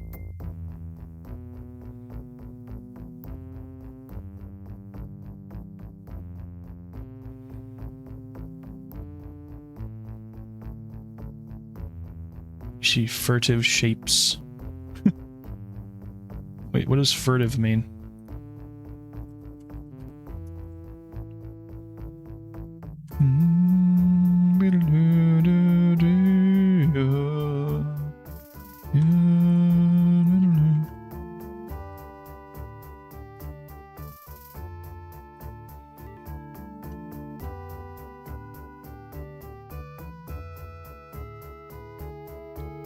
There is a feature that allows affecting the final encounter location. From the initial location, every neighboring map pixel up to a distance is checked whether there are towns or dungeons. If the travel mode is set to stay at inns, the initial location will be set to the nearest town with an inn, if any. Otherwise, a dungeon will be used for camp out. Let me see.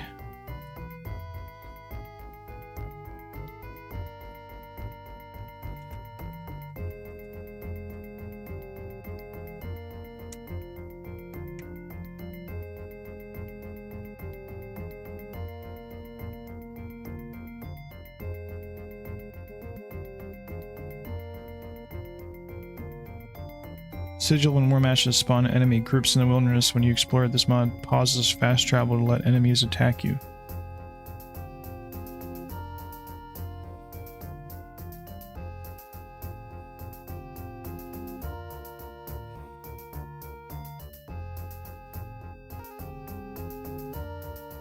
So yeah, these mods are intended to add flair to the game and make it harder to move around the map and just add more enemies to kill. They're very fun mods.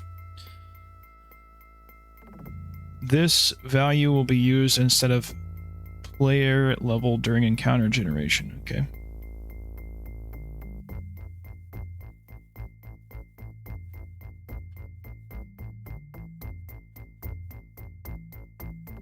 Work in progress. We'll just have vanilla plus warm ashes to add some variety. Or maybe have the just vanilla for now, just so I can see that. Or I think it just okay. I have to think about that. We're gonna do that. Yep. Reset. For now, we'll leave that at default. And then if I'm not having that many encounters, then... Although I plan on mostly using travel options, since I also have, whatchamacallits, that... do I even have that now? I think I do. Something over here.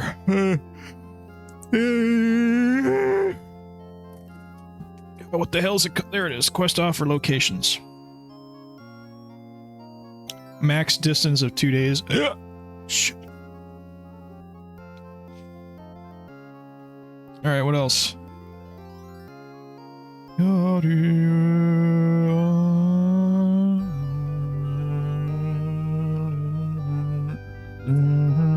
Right. Something. Brr.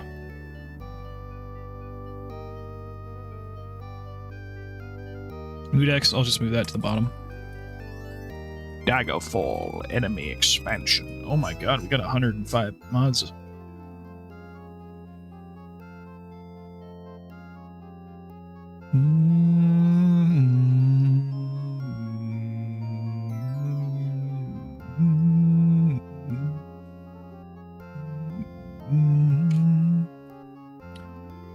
Cab scalable speed. Can move this.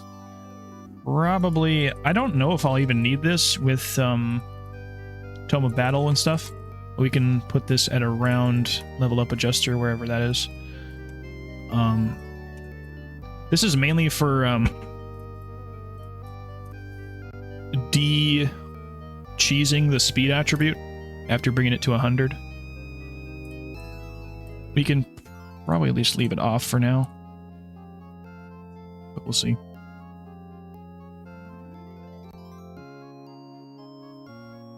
Because yeah, if you get speed above 100 with level up adjuster, it becomes really goofy and cheesy and weird. Because if you get like 105 speed, it just goes like it's actually crazy.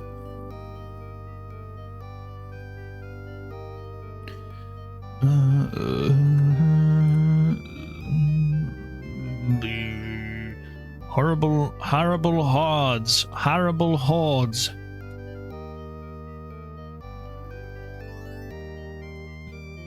Looking for horrible hordes and Daggerfall enemy expansion. Wherever they are. There we go.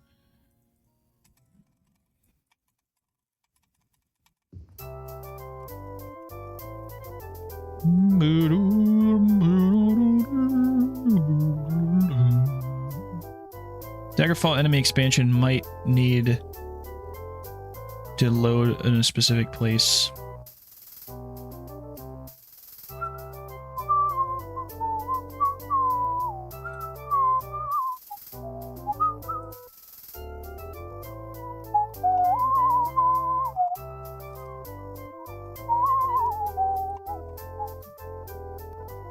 Oh my god. Daggerfall needs to load above. Okay, we need roleplay realism as well. Above vanilla enhanced.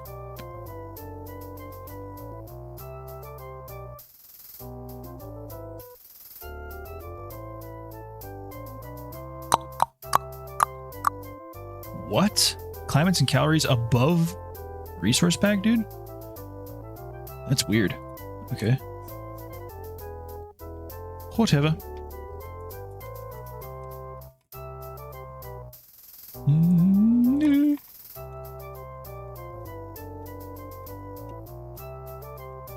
How strange. Alright, so Dex needs to be above beautiful cities and fixed dungeon exteriors, apparently. I guess that makes sense because it affects the way dungeons work.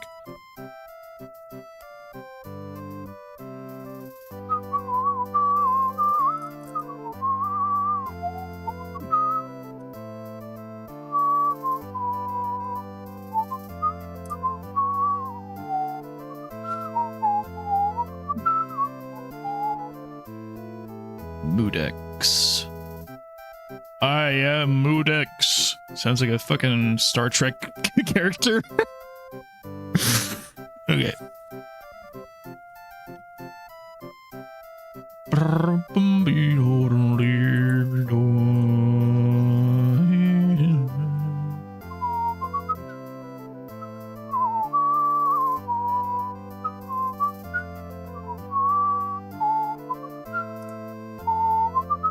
We can just put this right below Daggerfall enemy expansion. And where is it?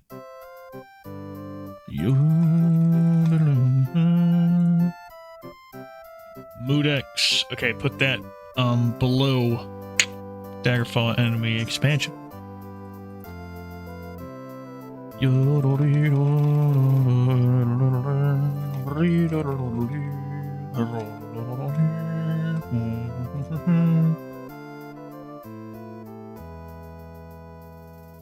Perfect. I think we can also bring these up there then too.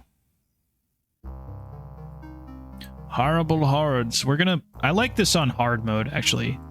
It makes... it makes undead dungeons kind of ridiculous at high levels. Because it'll just be like... literally a dozen skeletons in one room. So yeah, it can get really fucky sometimes, but I kind of like this on hard mode at the beginning, because I'm like... there's like 5 fucking bats in one room, so I gotta like... funnel them through a doorway and like kill them one by one. It's kind of fun, actually. Makes the game a lot harder though, so watch out.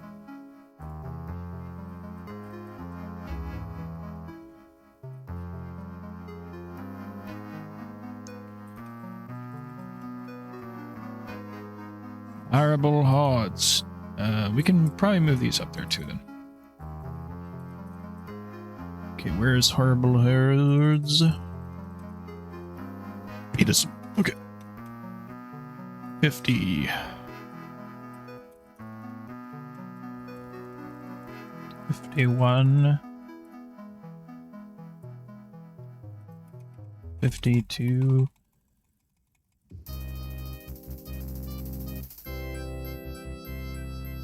53. Perfect. Okay, so yeah, we just need the remaining shit.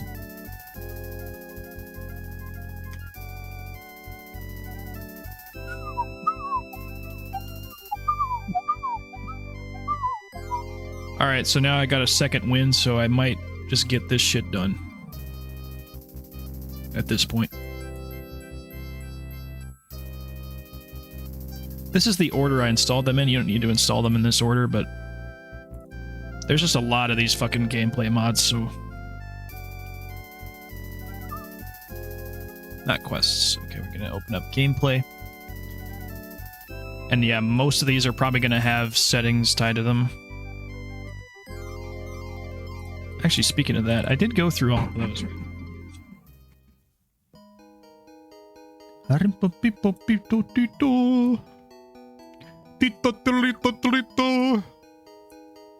Wait, 36? God dang.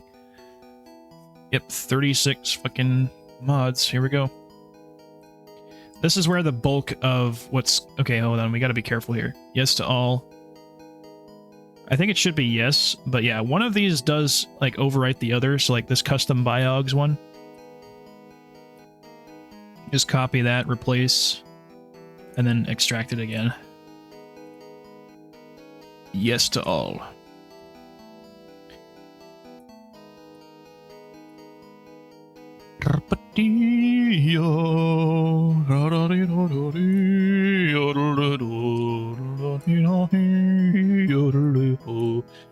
Alrighty.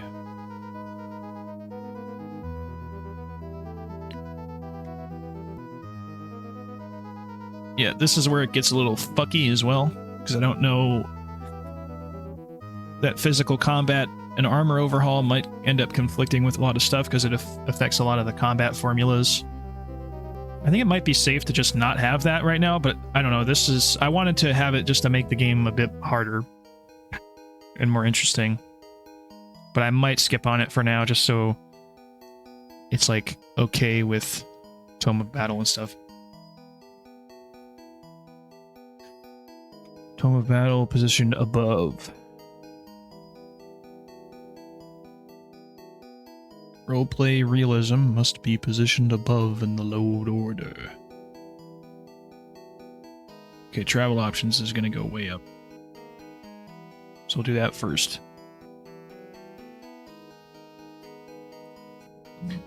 Travel options.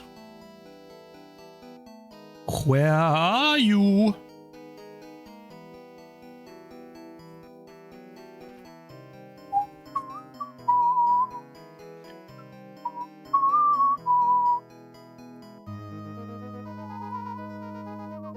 So travel options needs to go above climates and calories.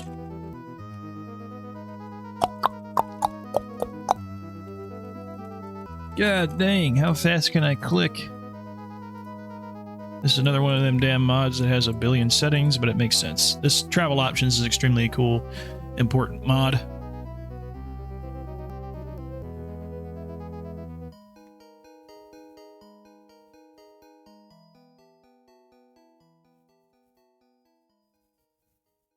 Enables the travel option cautiously to initiate.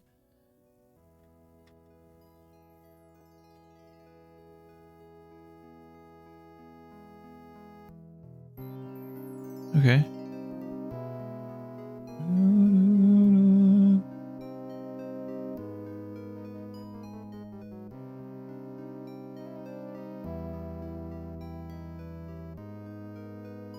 So recklessly, I bet, just has higher max chance to avoid encounter.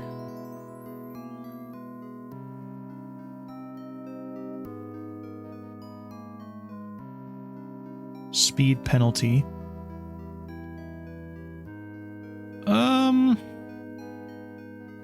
Yeah, that's good.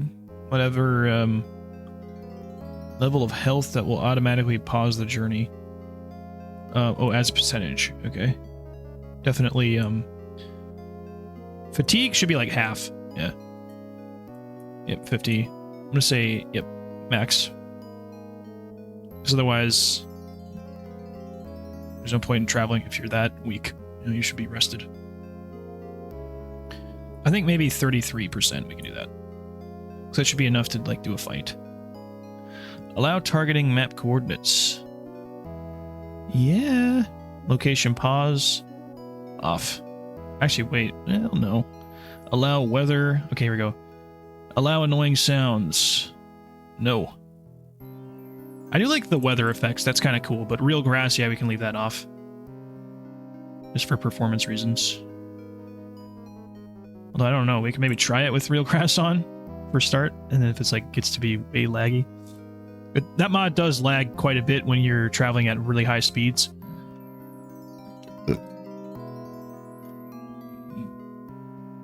Default starting acceleration, we can do 15 probably.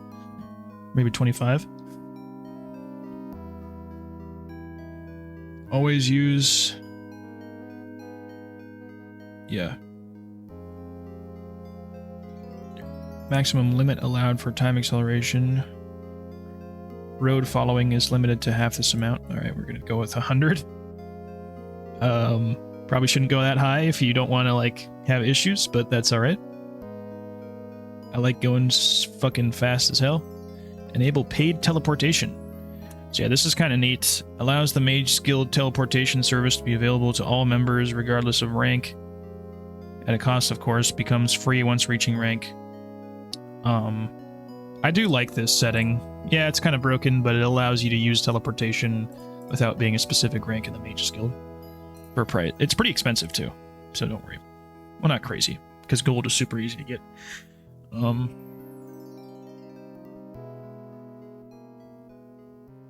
Enable various size dots. Follow paths key. Let's go with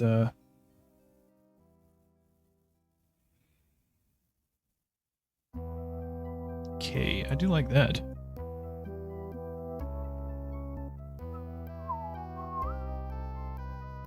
Wait, what was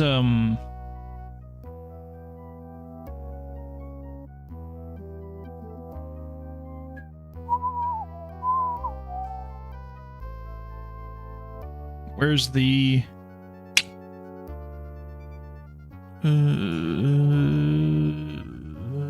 HUD, or what's it called, man? Somewhere around here, right? No, I think it's below.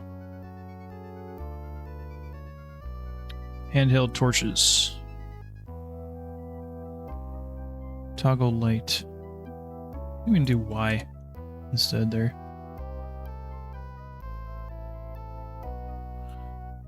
And then travel options, we can have this key be H.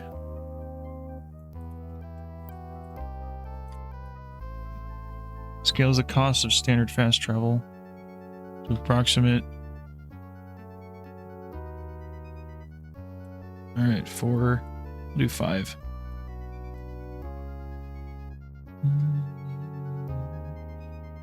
Enables the junction minimap. Yeah, I like that. Toggle map off paths.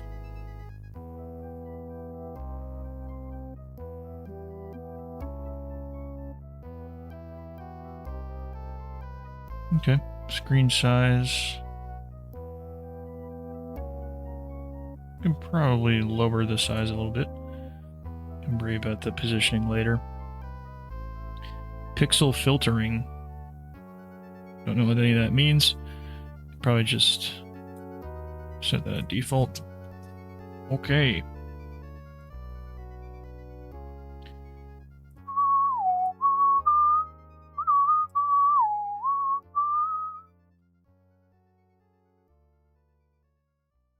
Basic roads. We can put basic roads on here as well.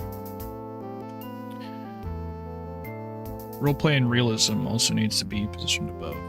Okay.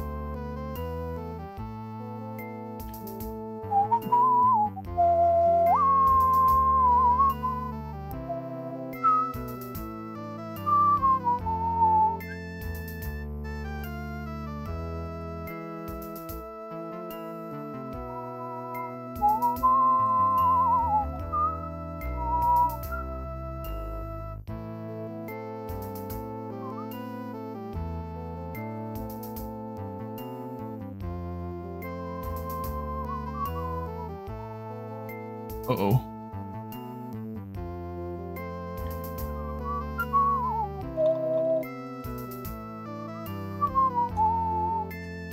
Roleplay and realism.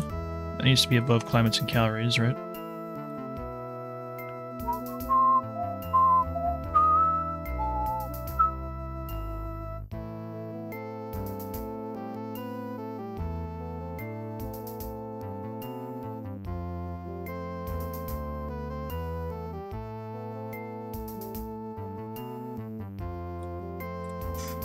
So, okay.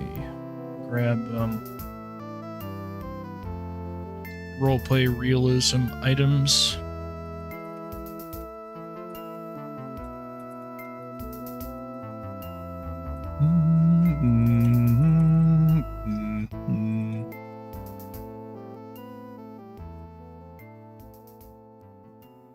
Tome of Battle. Okay.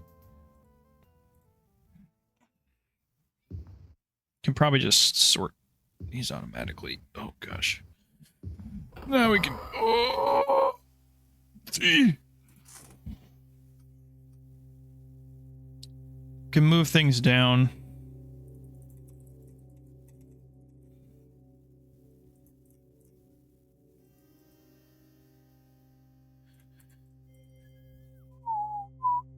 Darker dungeons.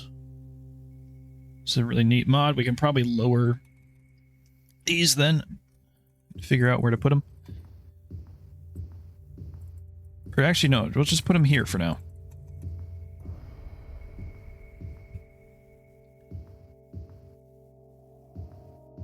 Now we'll put them at the bottom.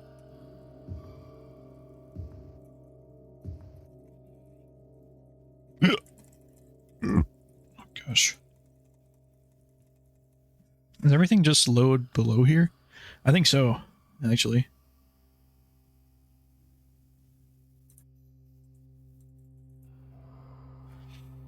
Alright, I'll put this stuff, sphincter vision, over by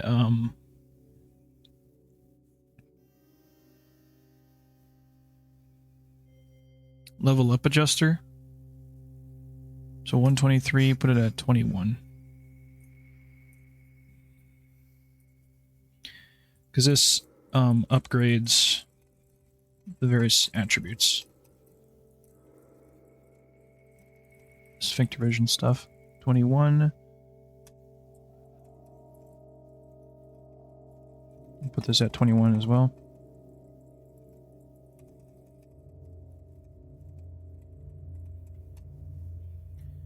And this at 23.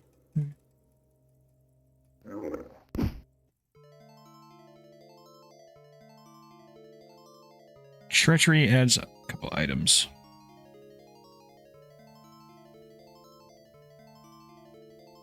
Skullduggery. I think we can put sit and loiter over by like taverns or whatever.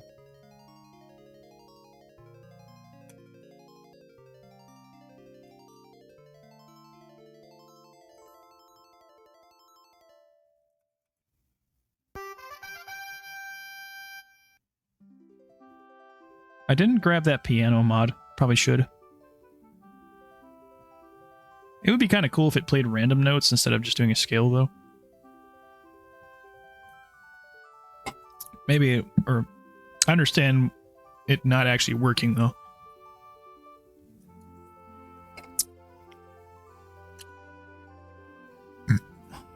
Order service, we can lower this.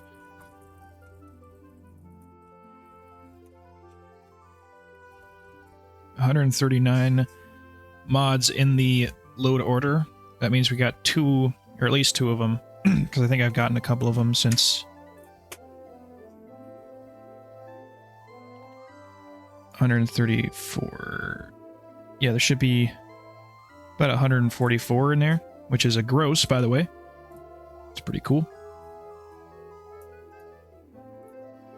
There's 152, so 6, 7, 8 minus 8. Perfect. Yep, 144.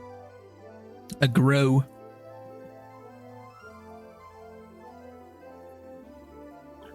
Right, yeah. Oh god. I'm just gonna stuff these red Rory ones at the bottom because these have a ton of settings on them. Fenwick papers. Can probably put this around roleplay and realism.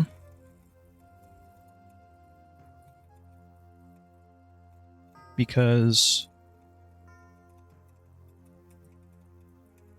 it just has neat features like that. And then probably treachery kind of is in the same kind of deal. Treachery and potions and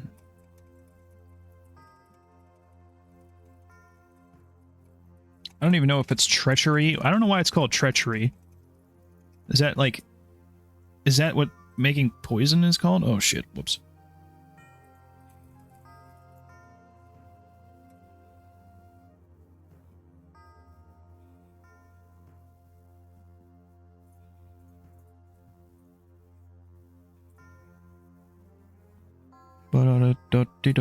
Alright, let's look at this. Trapping. Turn off this dirty trick's blinding, because this allows enemies to blind you, which is extraordinarily annoying. Even if you're immune to magic.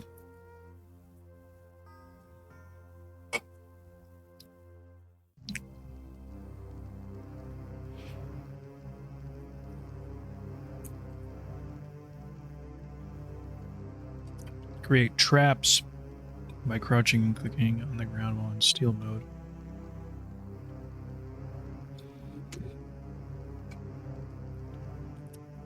Okay.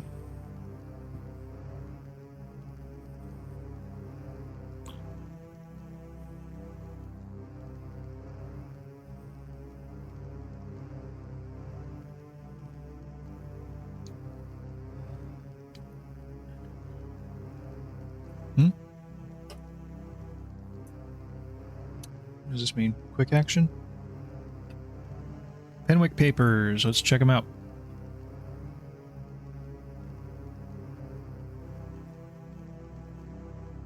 Pinwhick papers.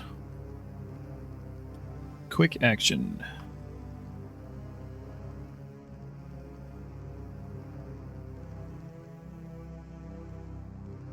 This is an experimental implementation. Oh, advancement. There we go. No, we'll just leave that for alone.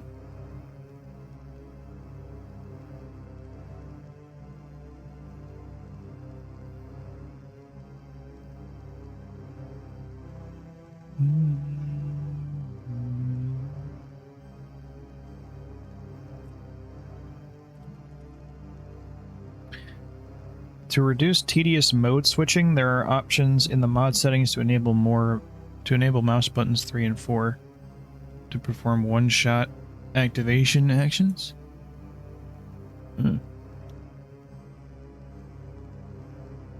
Yeah.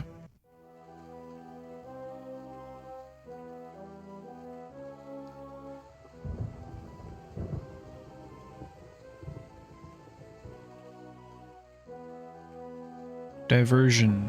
Create diversion by clicking on distant floor/wall.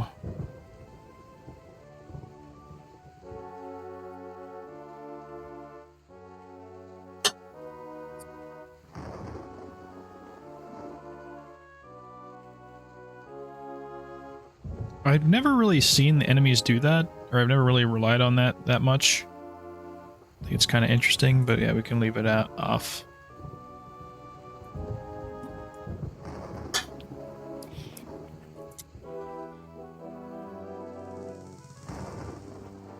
What does door chalk do? Door chalk. Inwardly opening doors. Huh. My character has sufficient lockpicking skill.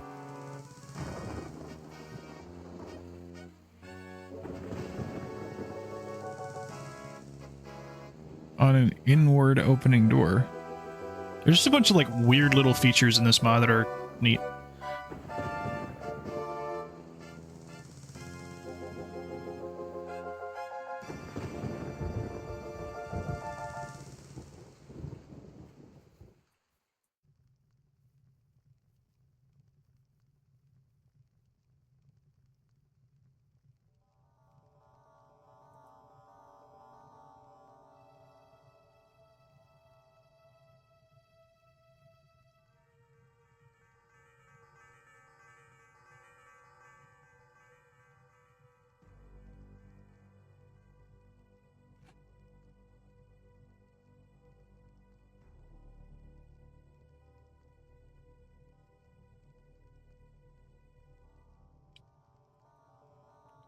Treachery. Get player can poison themselves. Okay.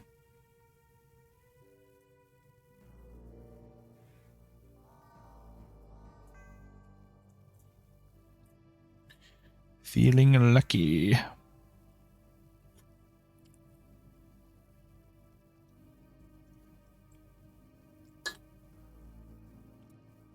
The player's level increasing chance. Okay, that's kind of neat.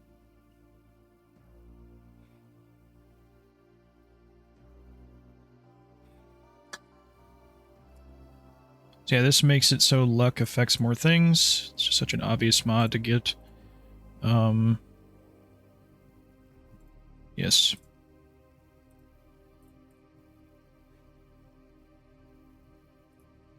The Aka Dungeons. We can put this over with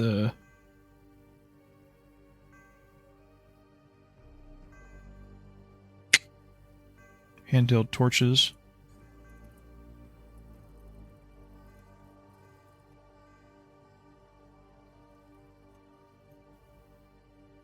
Amazing mod. Torches, candles, and lamps are doused or randomly removed unless a humanoid stirs. We'll say doused only.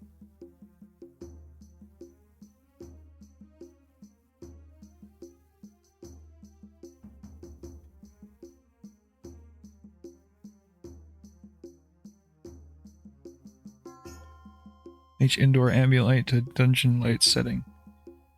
Actually turn that off, yeah.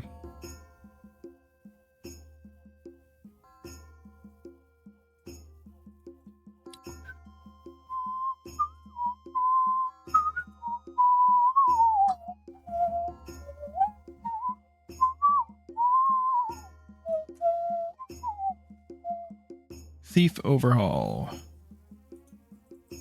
I think this mod does a few different things, but I'm gonna put it probably up here.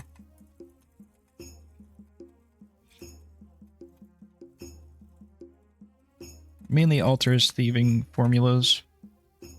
Makes thief playthroughs a bit more interesting. Wandering foes can probably go up here.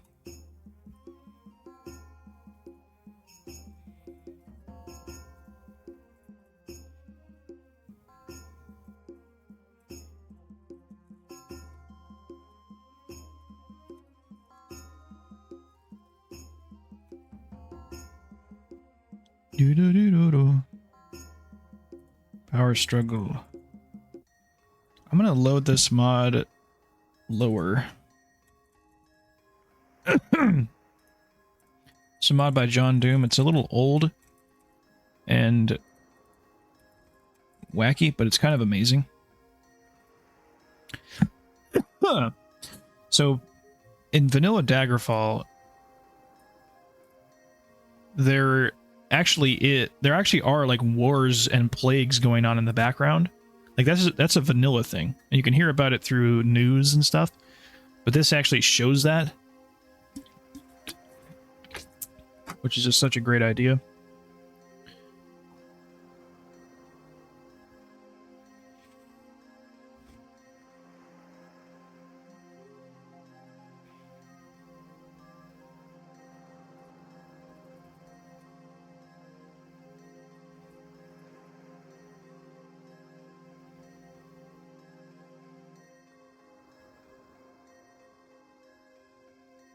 We're going to move all the unsorted gameplay mods down below. Potions of Iliac Bay, I can put that up by wherever that was.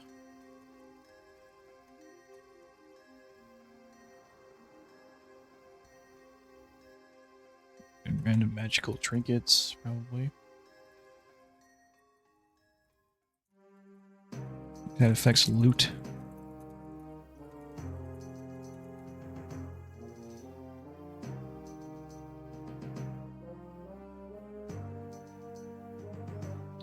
There's also that one.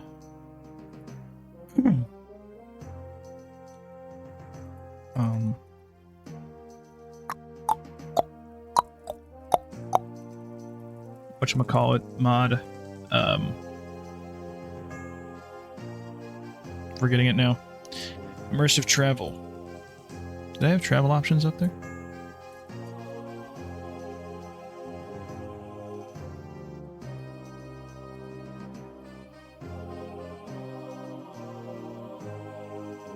Basic roads must be positioned above. Yes.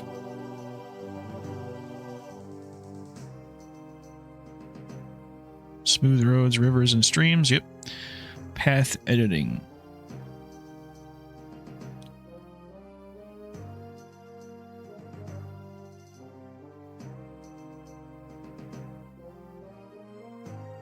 I don't know what that means.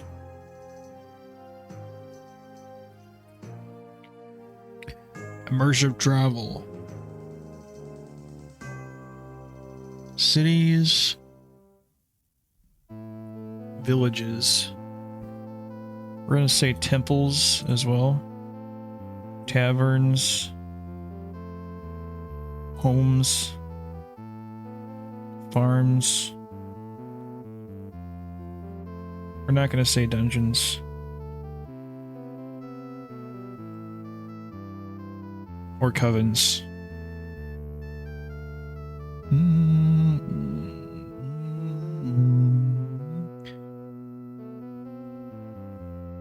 I might even disable, let's see. Configuration for the stop and ends travel option. If enabled, this effectively disables normal fast traveling completely, except when sailing.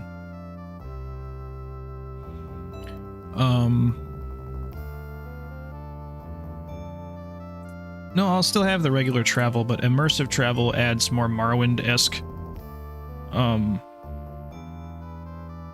travel to the game.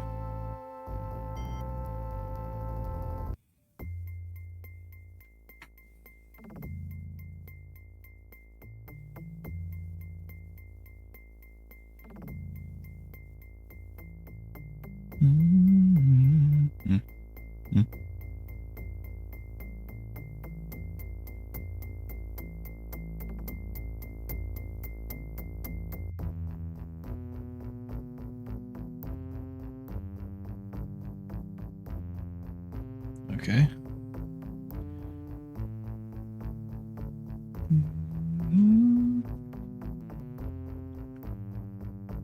Clear map dots. Sure. Fee you must pay to travel with a carriage for every day of travel. I'm gonna increase this.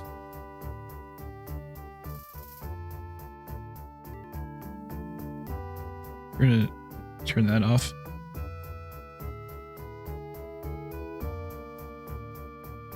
That would be cool if this integrated with, does it integrate with,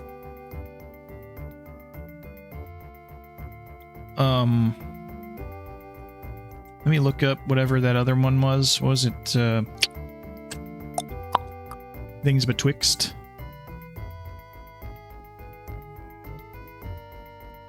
Does it work with immersive travel?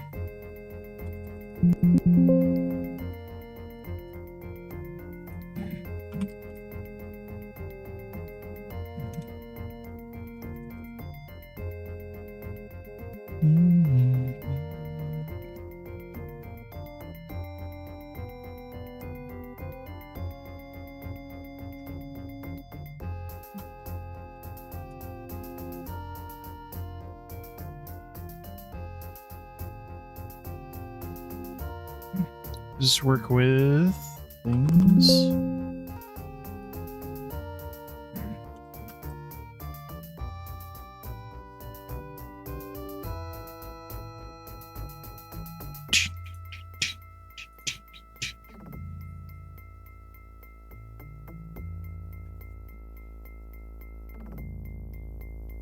I think 5 gold per day is pretty reasonable.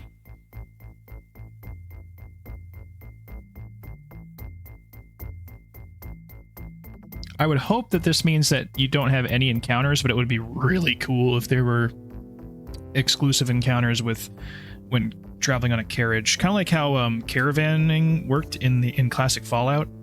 God, that would be awesome. Where, you know, you'd have to caravan goods across the map and you'd have different encounters with enemies. Oh my god.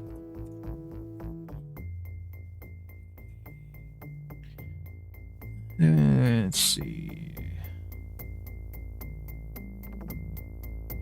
Nope. This is affected by Tome of Battle.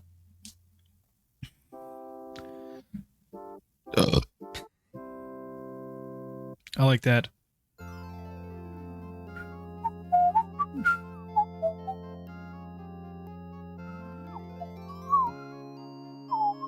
How does the loot rebalance work with roleplay realism?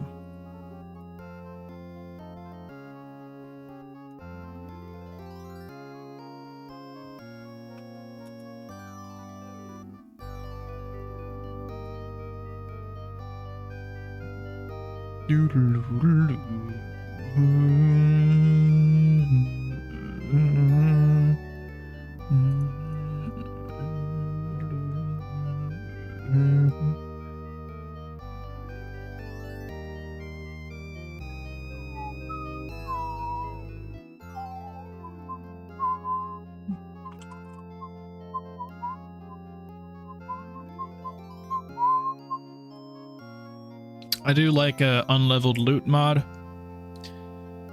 I'll just use this.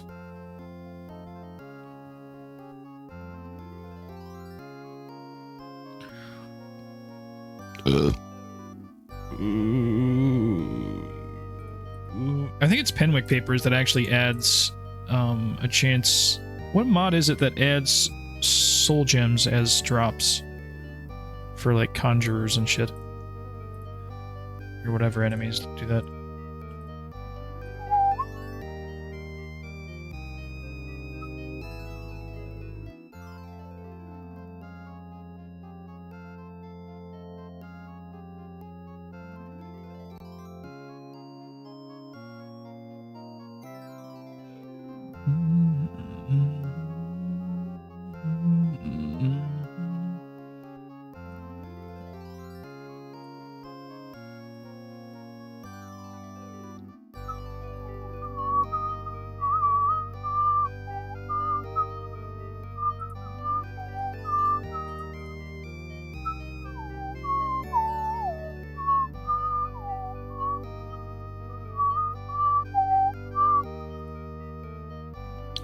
Random magical trinkets. You can probably just leave that there.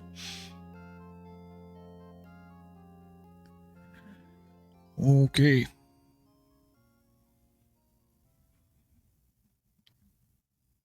I don't know which ones require RMB or not, but okay. I'll probably lower the crop density. Because, yeah, that Beautiful Cities mod is a little intense.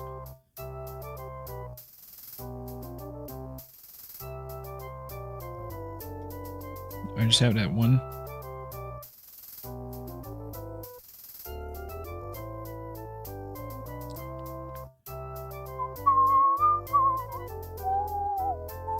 This can be put around here, I suppose.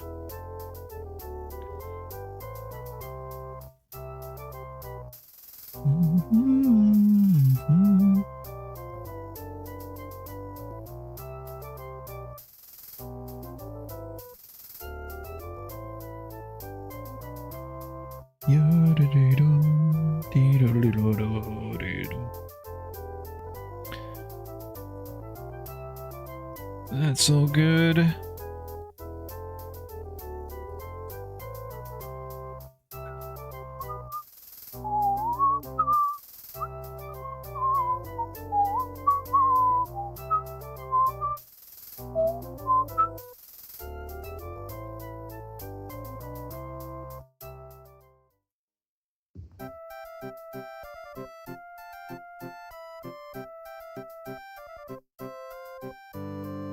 Wait a minute.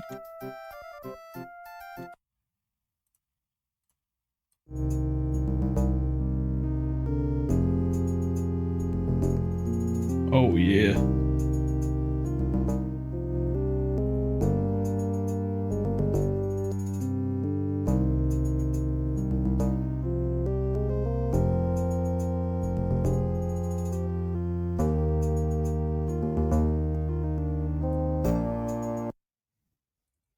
I hear what that sounds like.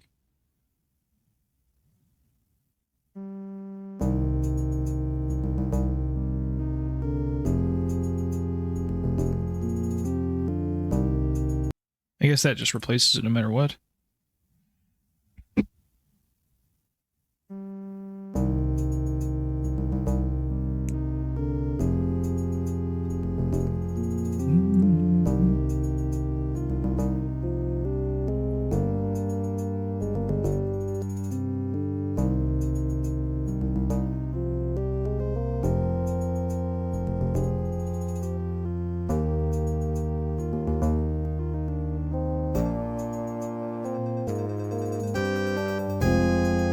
That's awesome.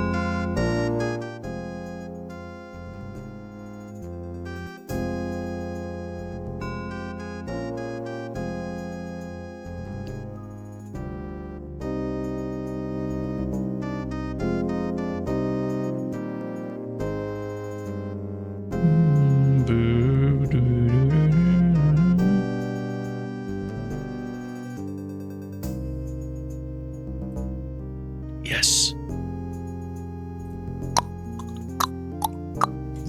All right. Oh.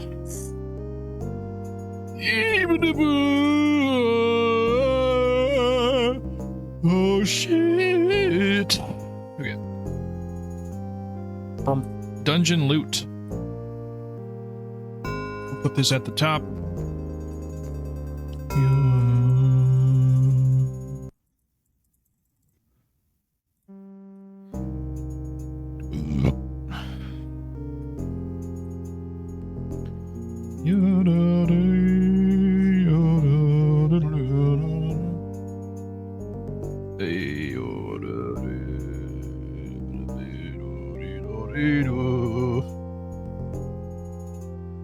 Should have that locked loot containers thing.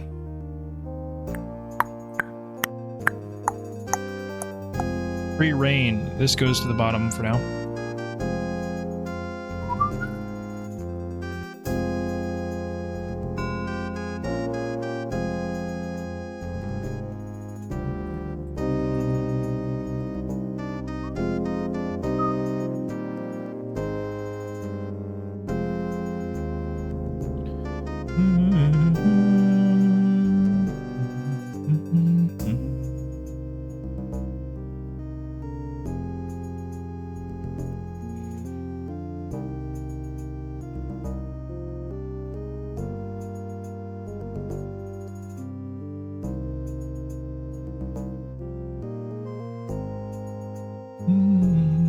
There it is, locked loot containers. Awesome mod.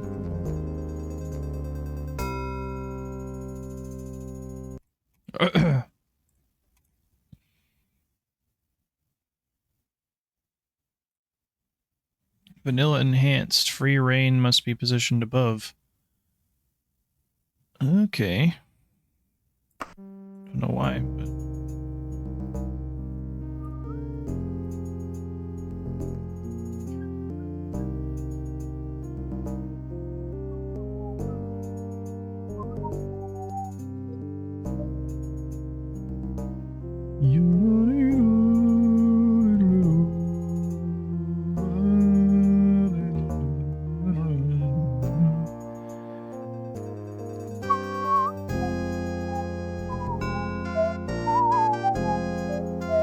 I suppose we can put free reign up at basic roads or whatever. I suppose we might as well customize this now.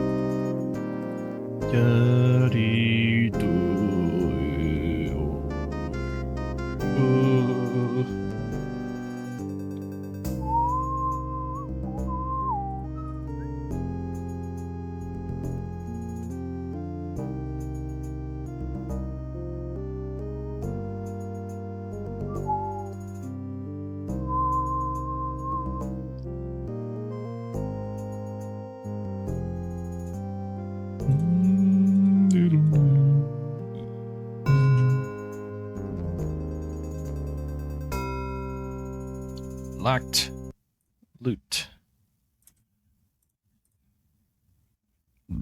We're gonna do 3D low poly. Is that a thing? Let me see. Locked loot containers.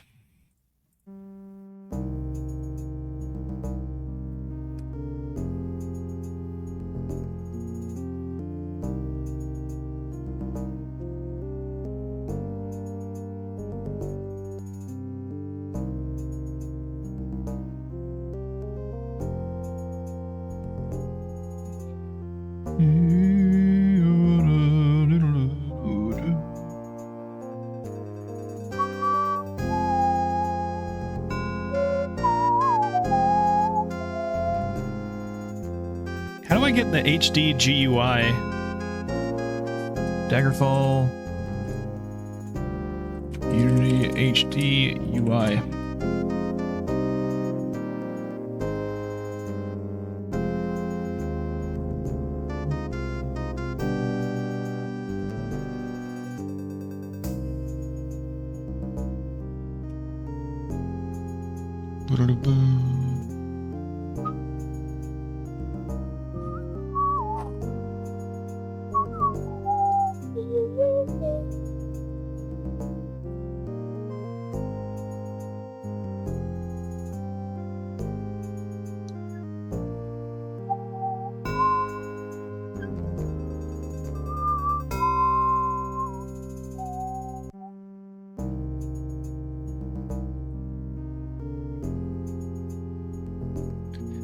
kind of wish you could alter the chance of this. Like, I wish you could make it a lower chance, because it's kind of broken when you can find these. I'm going to say 3D low poly. I kind of like that. Or maybe that's like the...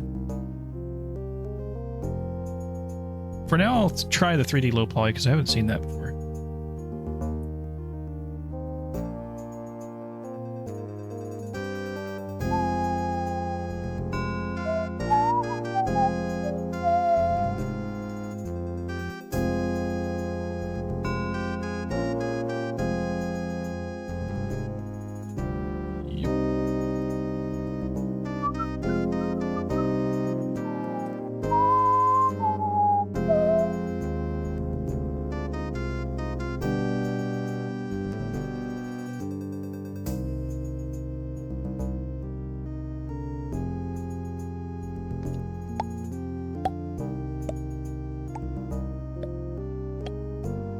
So this is as well as luck.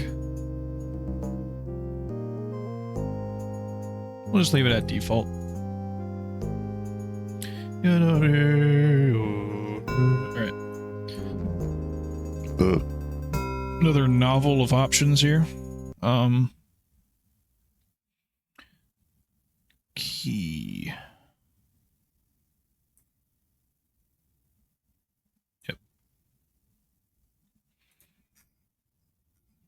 I'll order them first.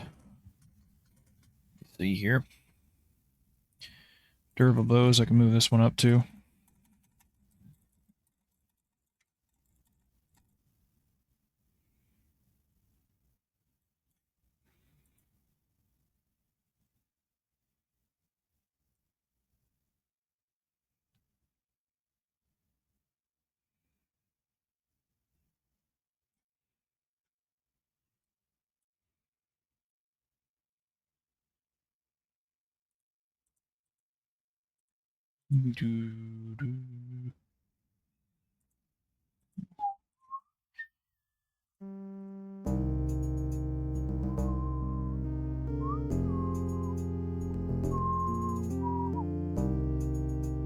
Fading enchanted items. Oh, jeez.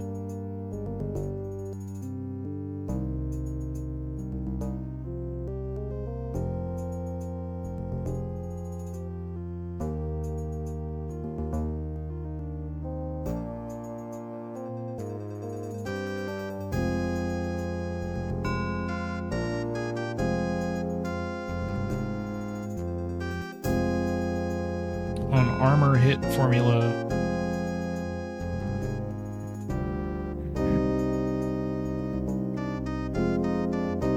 Okay.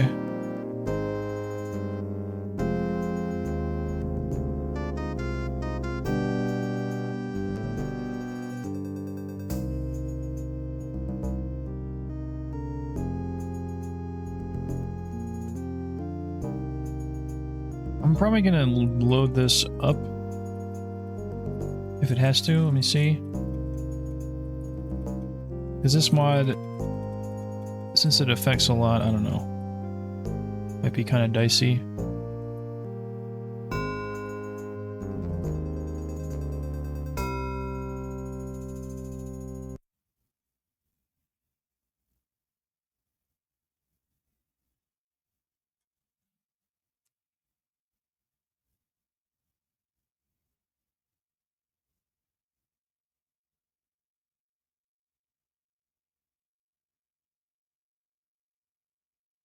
Fading enchanted items.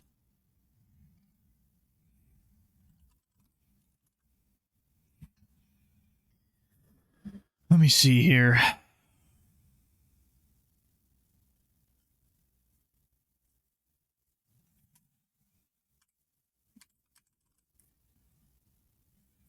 Enchanted weapons and armor broken through physical combat will destroyed from the player's inventory.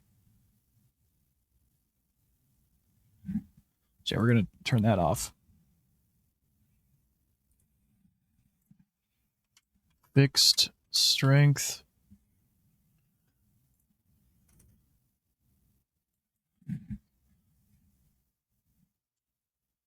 Armor hit formula.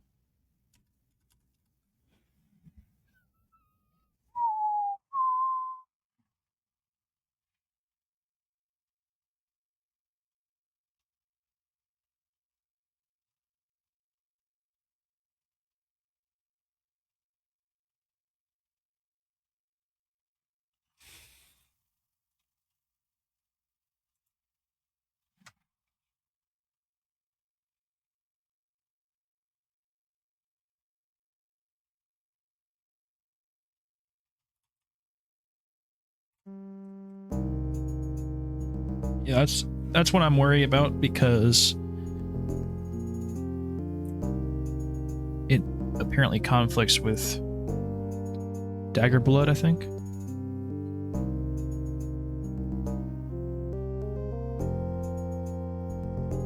Did I get Harmony?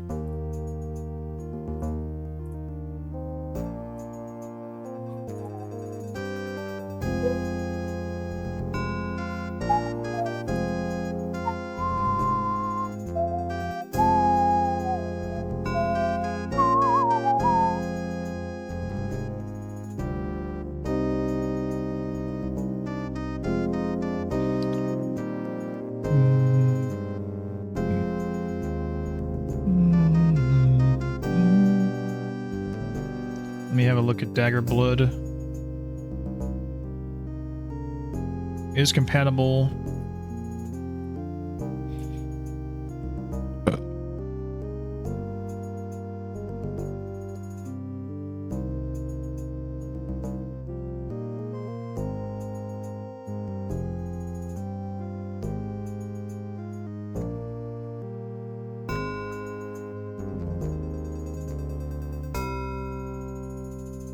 Oh, is this gonna be released eventually? Version.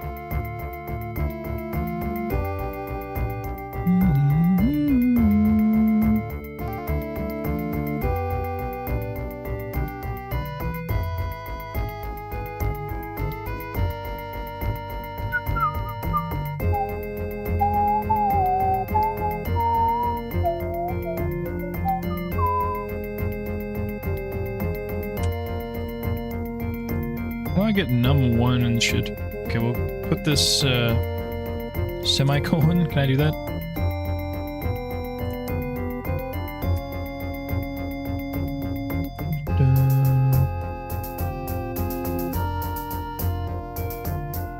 Oh, keypad.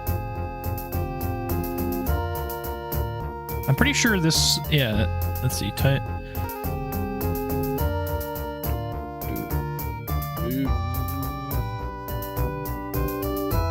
Backslash. Does that even work?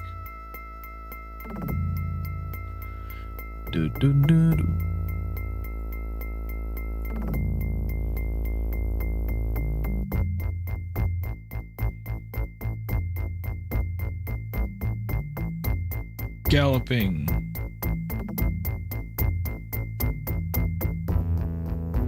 Vanilla style.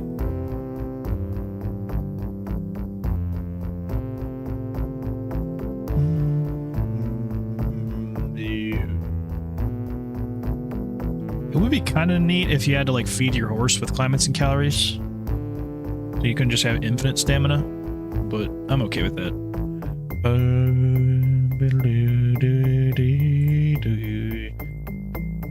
God, this song is amazing.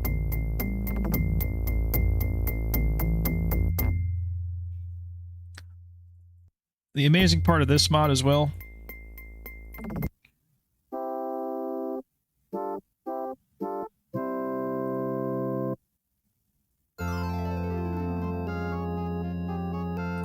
It adds camels. And different colors of camels. Which is incredible.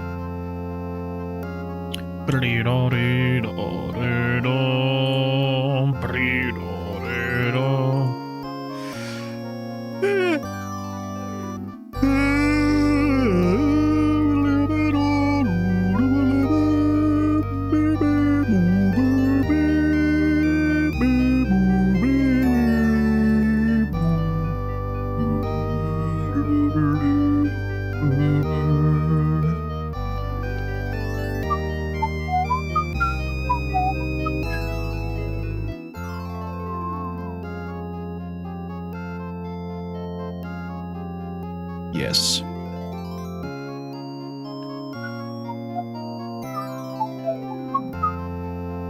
Nope.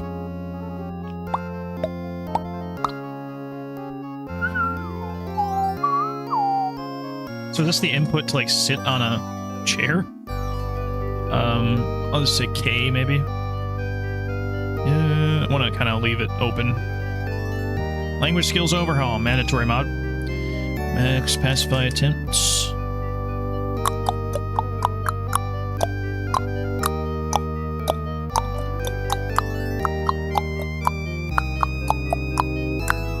gonna say 10.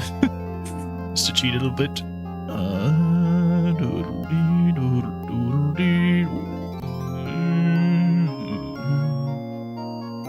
I think it's fun to be able to pacify guards, and you could do that in the original game, but that's honestly so broken. I think I'm gonna leave it on, because it's kind of funny. Sheath weapon required. I kind of like that.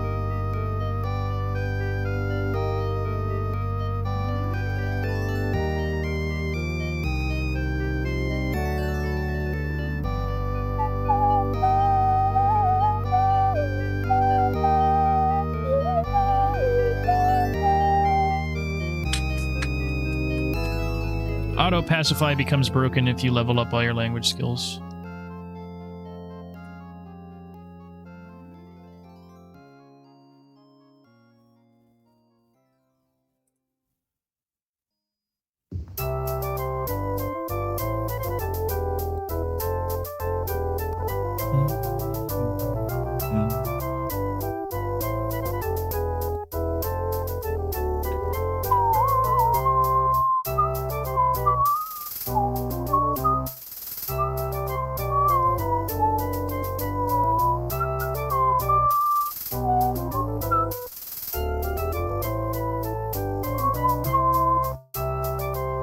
Yeah.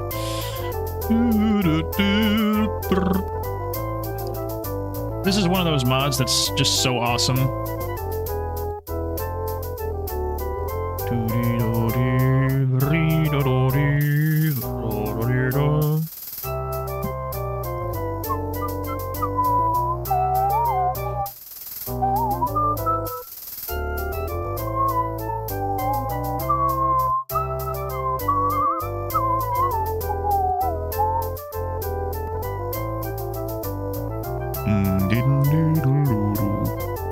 This can probably be brought up to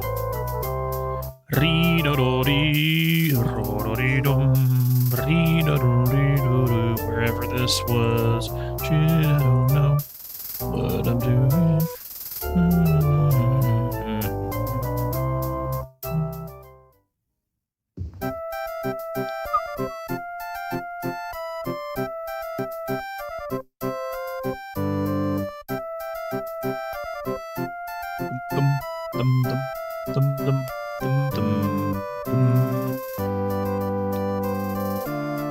Okay.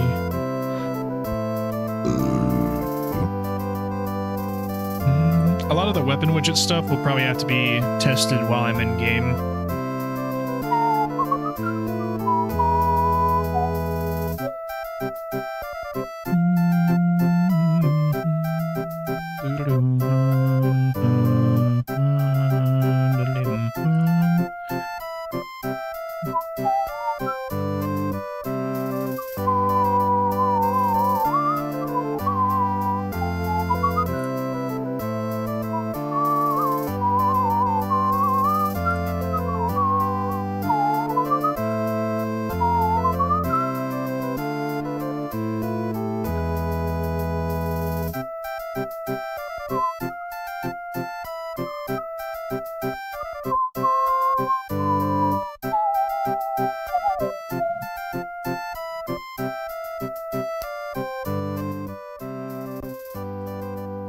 service. This could probably be put up by the loot mods. This allows you to order different items at the stores. Pretty cool. I don't think you can order like Daedric items or anything like that, but that'd be kind of cool if you could like order Daedric items from necromancers or something, or the Mages Guild. But you have done well with the necromancers.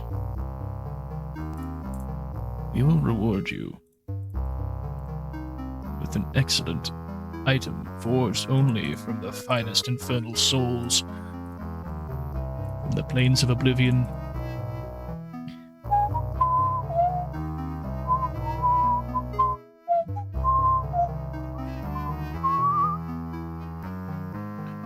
Okay.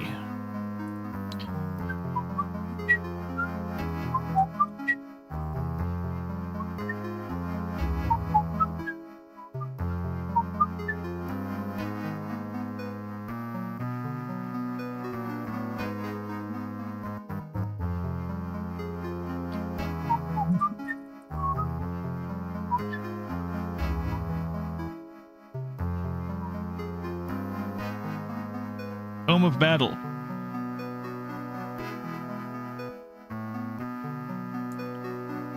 Random range with scaling. Man, this guy has literally the most autistic mod descriptions ever. It's like minute fucking details. And I'm saying that in a good way, okay? I'm saying it in a good way, not in a bad way. Don't get after me. Alright,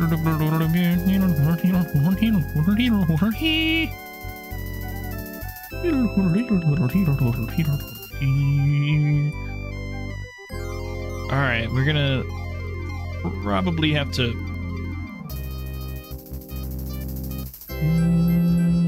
I really like this. God, that's awesome. Just fucking smash a rat with a giant hammer. Yes. Yes. Oh, yes.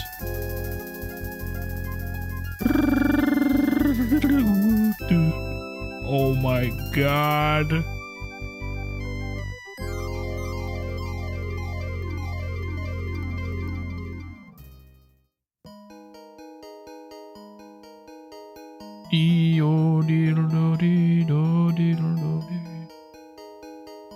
Yeah. Wait, where's the durable bows mod? Alright, so I think that's gonna be a bit of a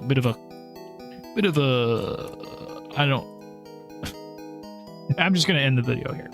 It's 3 hours. I got pretty much all the mods like load ordered and figured out right now, and the next one will be me actually testing them. Probably gonna have to test Dagger Blood with that other fucking mod, whatever it's called, physical combat. Make sure that those are working, and then I'll try and test the Beautiful Cities mod after leaving the dungeons and stuff. So I will create a new character.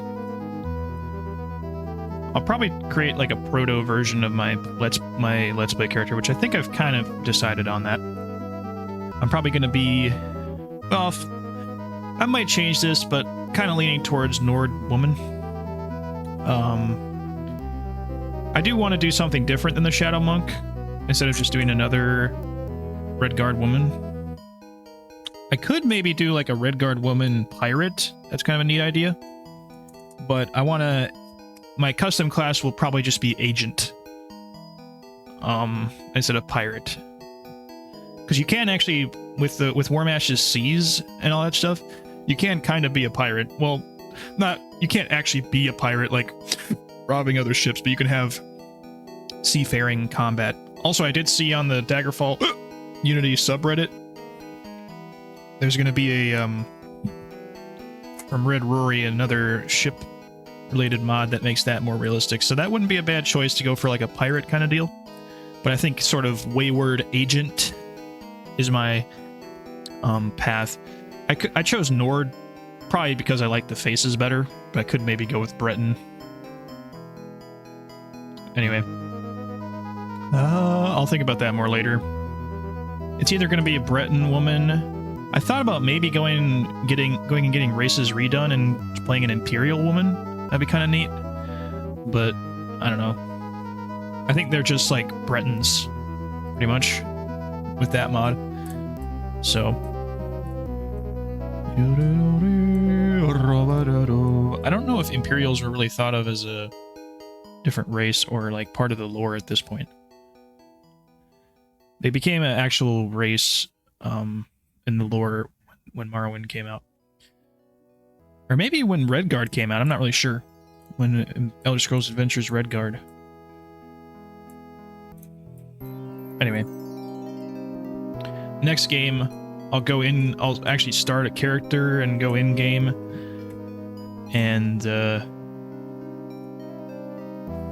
make sure all the mods work together. Now that I've got my settings, well, I haven't gotten the settings done yet. A lot of those Red Rory type mods, a lot of these other things will have to be tested while I'm in game, just to make sure.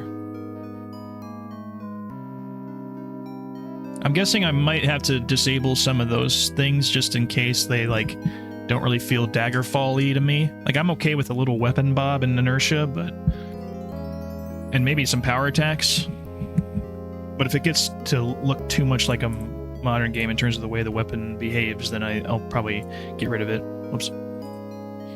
Anyway, thanks for checking this out. The next video, I'll actually go in-game, finally, and make sure everything's working. So the major issues, again, that I want to make sure are working. The cities, which I'll probably have to test later, and then all of the combat-related mods. Because I'm sure I know all the visual stuff kind of works because I've used most of them before. So yeah, take care. Stay safe, citizen. These are dark times.